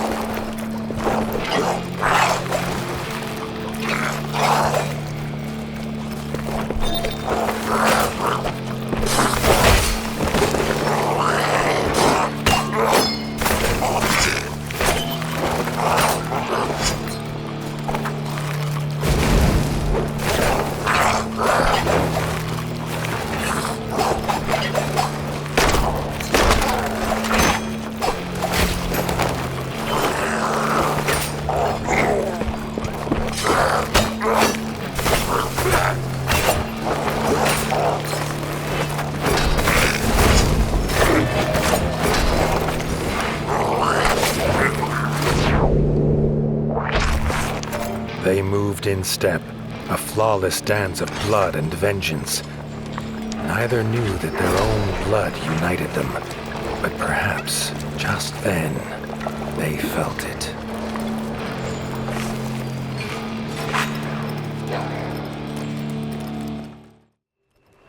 They stood together in fellowship, the clans of the Ratdom.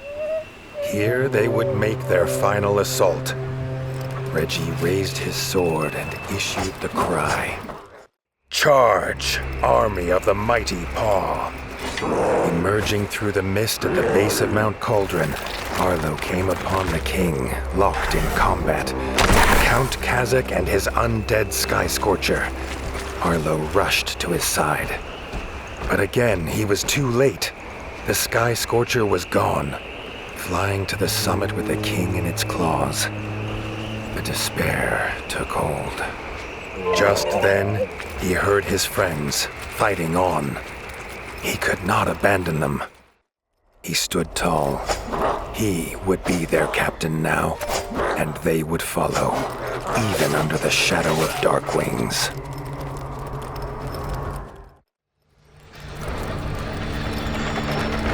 Arlo found Rita battling the Darkwing Smith, but the Smith's mighty hammer soon overpowered her.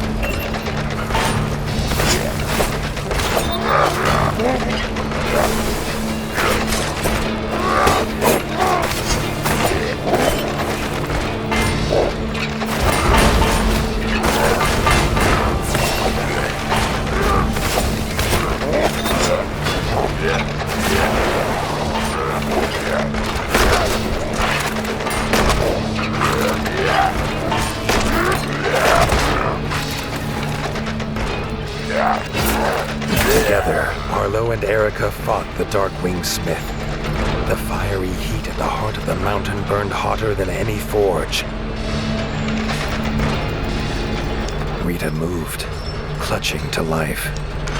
Arlo ordered Erica to take her to camp. He would continue alone.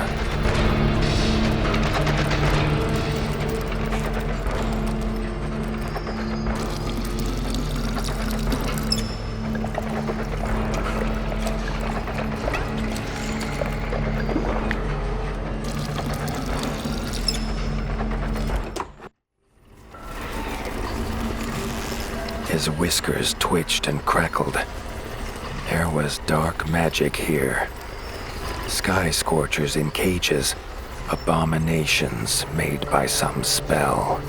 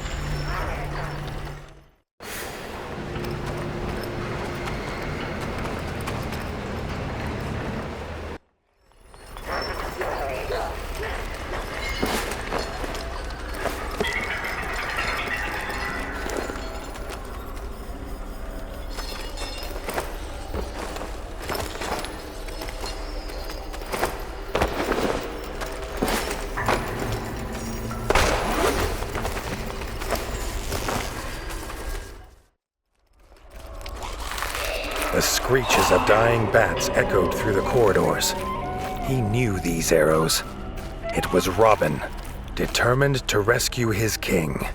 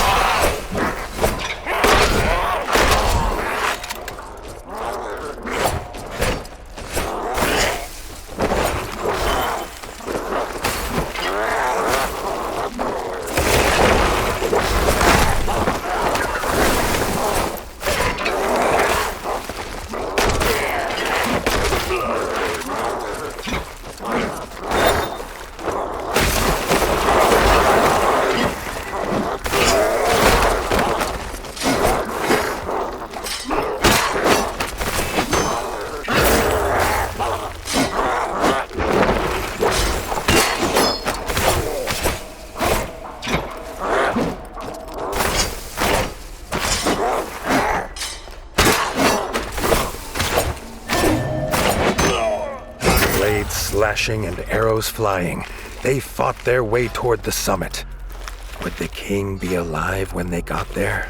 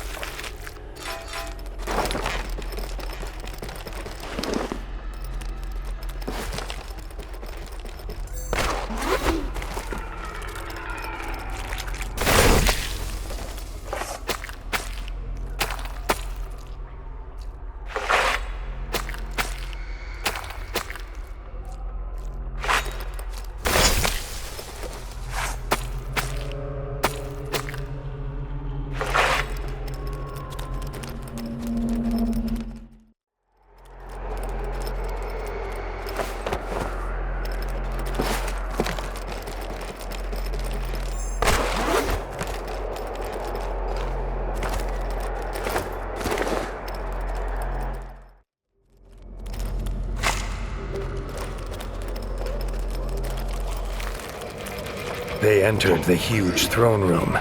They finally set eyes on the foul, laughing figure of Count Kazak, sat on his icy throne. Bertel kneeled exhausted before him. This pained the warden more than he could explain. Kazak left his beast to fight them. He had a king to kill. Arlo and Robin fought with all they had, their hope driving them on.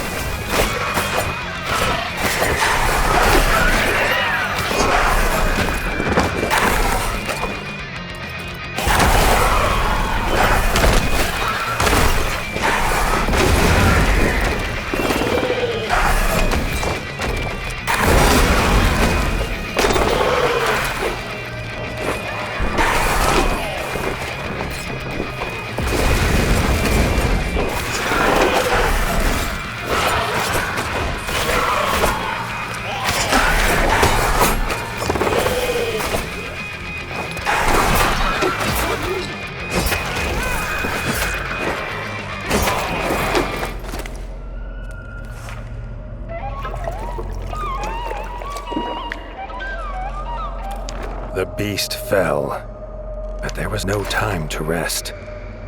Leaving Robin to tend to Bertel, Arlo headed to the summit to find Redgi.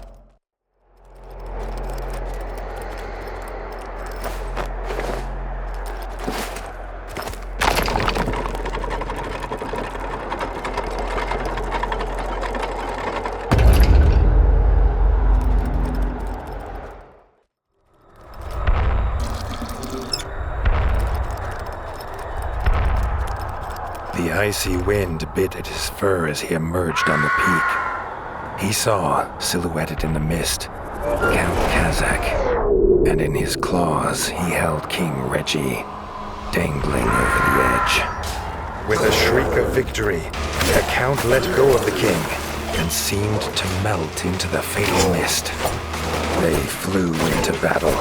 The warden and the Count's weapons clashed, echoing across the mountain.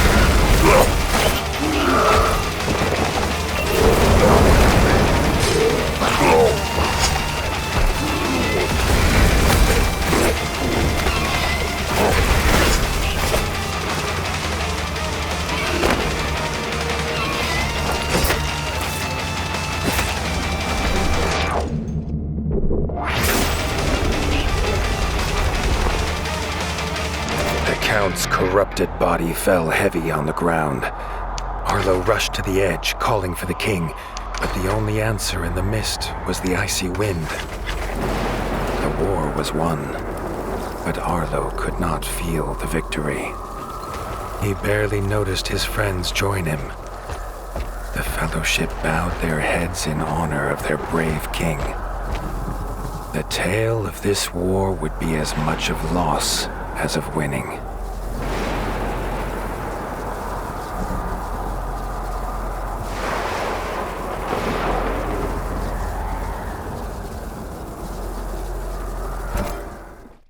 They returned to the Crimson Keep in near silence, each with their thoughts.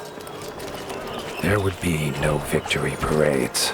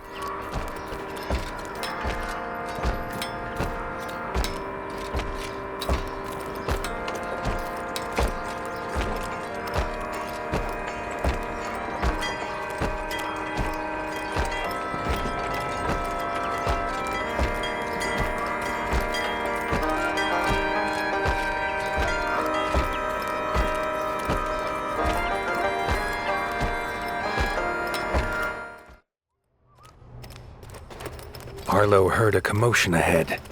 In the throne room were raised voices. Bertel stood in front of Redgi's throne, holding the crown, asking who should now carry this burden. Denis barged forward to claim it. He was brother of the king. It was his by birth. Robin stepped forward and proclaimed that Arlo was rightfully king. Without him, there would be no kingdom to rule. He had proved himself on the peak. He was not alone. Leaders of the clans stepped forward and echoed their favor of the warden. Arlo objected. He had no claim here. Bertel slammed his staff into the floor to silence the rising voices. He had a secret to tell. Arlo's father was King Rattus. Bertel himself had delivered him as a child to the warden. He had a claim, if he was willing to take it. Arlo felt the truth of it, and the paw of destiny seemed to push him forward to take his place upon the throne. Bertel placed the crown upon his head. The weight of rule was his now. Denis had been forgotten in the shouts of joy from the clans. He raised his blade and swore vengeance. It was his birthright, and he would reclaim it from this usurper. Arlo set aside the warden and became the king. A new dawn broke over the land, bright and clear. The king sensed it would not last. The promise of his half-brother would surely mean war would come again. But that, as they say, is a tale for another time.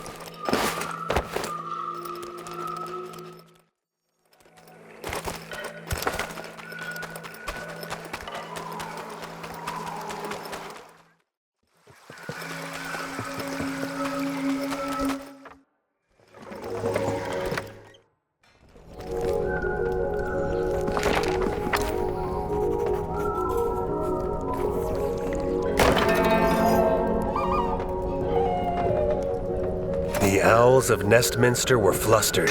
The Darkwing's captured Sky Scorchers had made their way to the Golden Forest. If they were allowed to nest in the forest, then it would not be long before they rendered it to a pile of smoking ashes.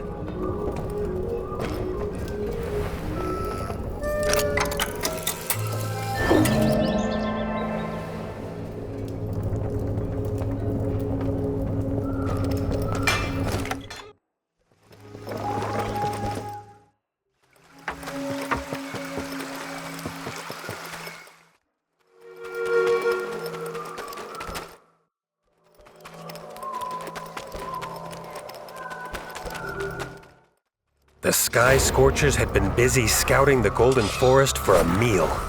Arlo knew he needed to stop them before they were able to nest and lay eggs.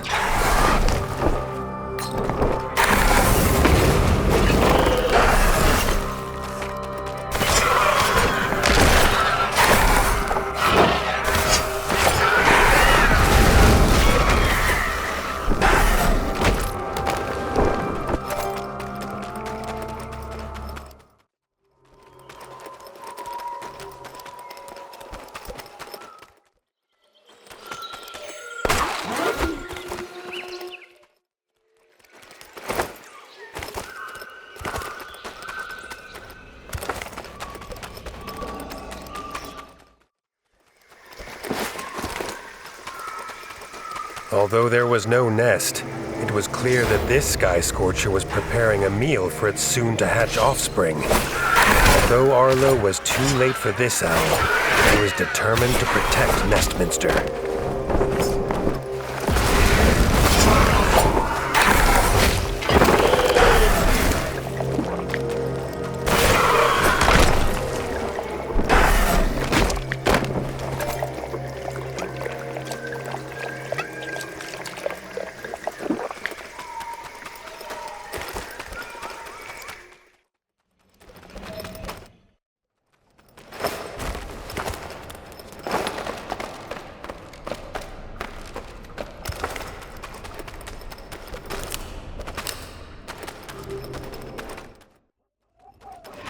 The cultists defending the Scorcher's nest were clearly looking for a new leader.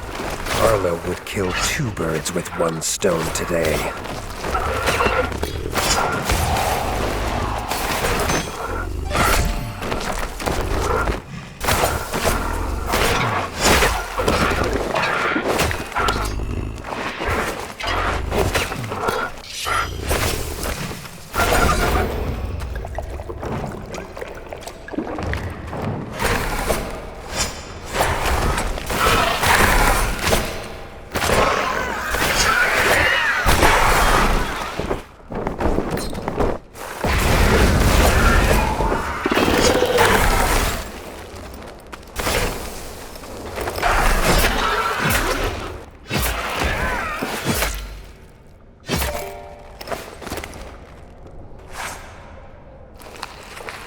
With the Sky Scorcher defeated, the threat to the Golden Forest was gone. As Arlo looked down into the Scorcher's nest, the single egg glimmered in his eyes. Unable to bring himself to destroy it, Arlo kept it for himself. Who knew if it would come in handy later?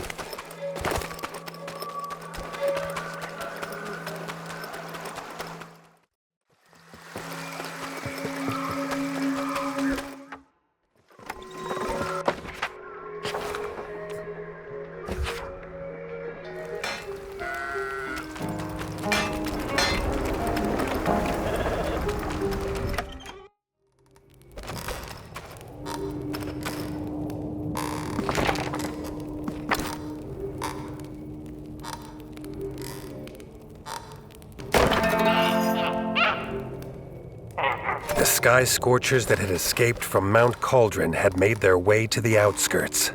The farmers of Mossbug Farm were worried for their livestock. Arlo knew better. They should be worried for their own lives.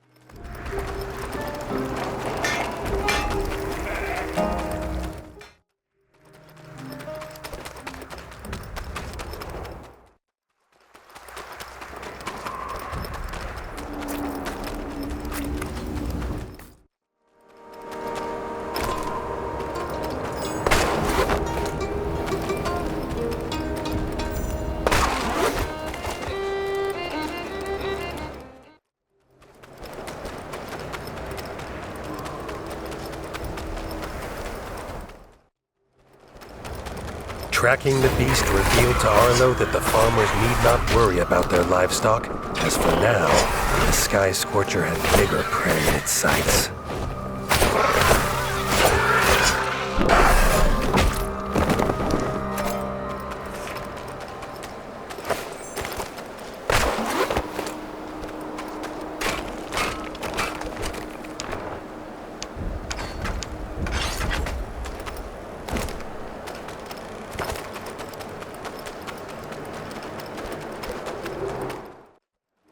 Now that the beast was injured and sheep bugs were a prized snack, Arlo knew he needed to stop the Sky Scorcher before it barbecued the whole flock.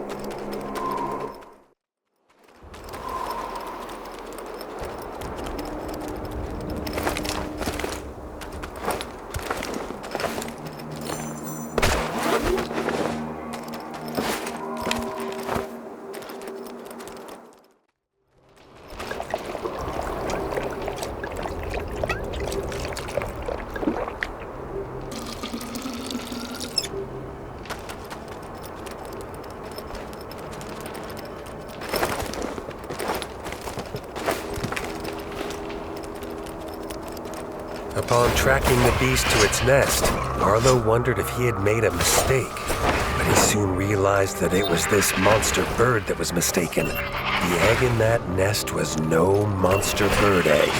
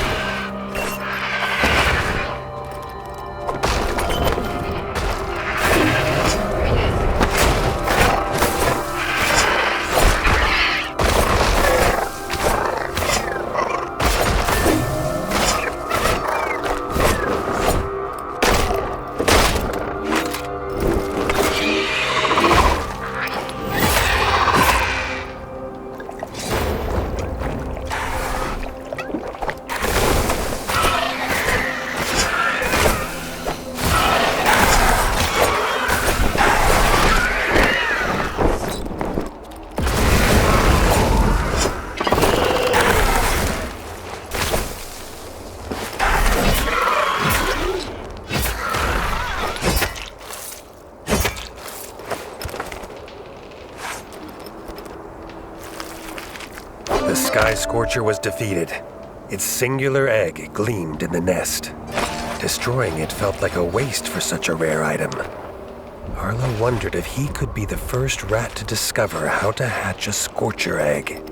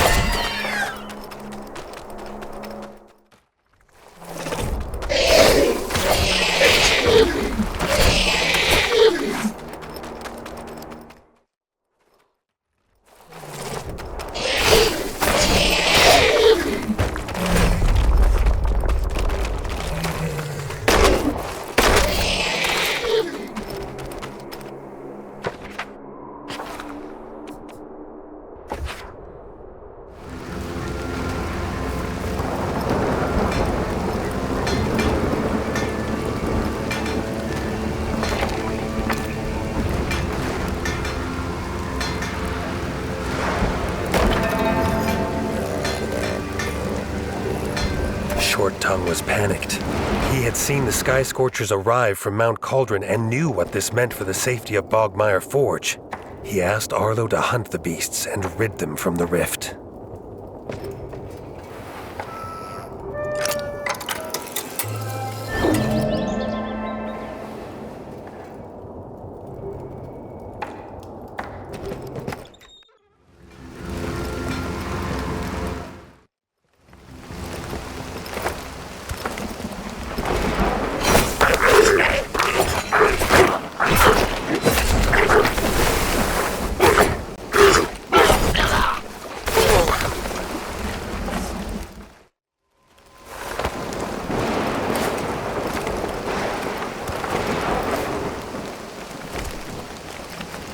The stench of the toadcore's rotting body had drawn Arlo to the area, but it seemed like it had also attracted a hungry sky scorcher.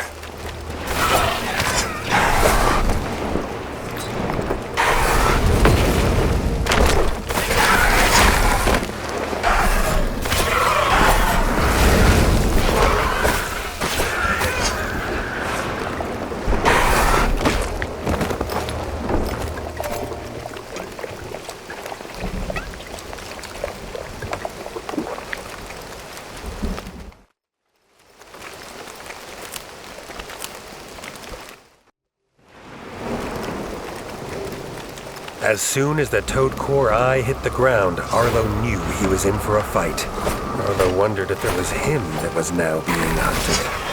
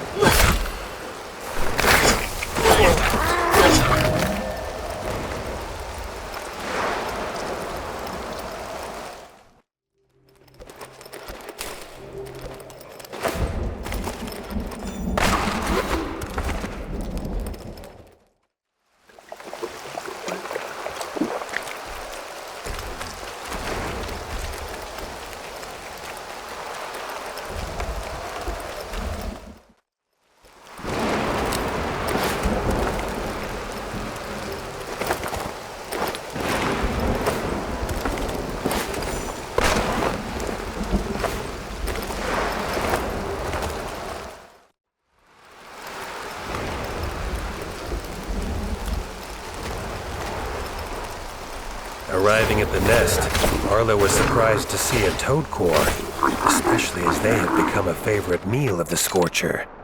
As the toadcore scoffed down one of the eggs, it became very clear why it had been lured in.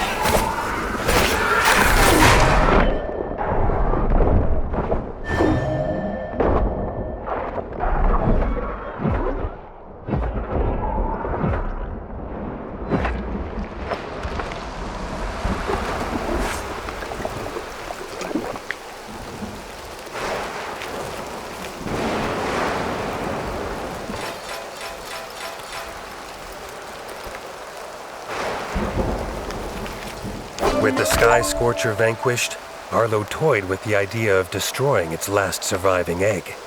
Deciding to keep the egg, Arlo was sure it would be useful in the future.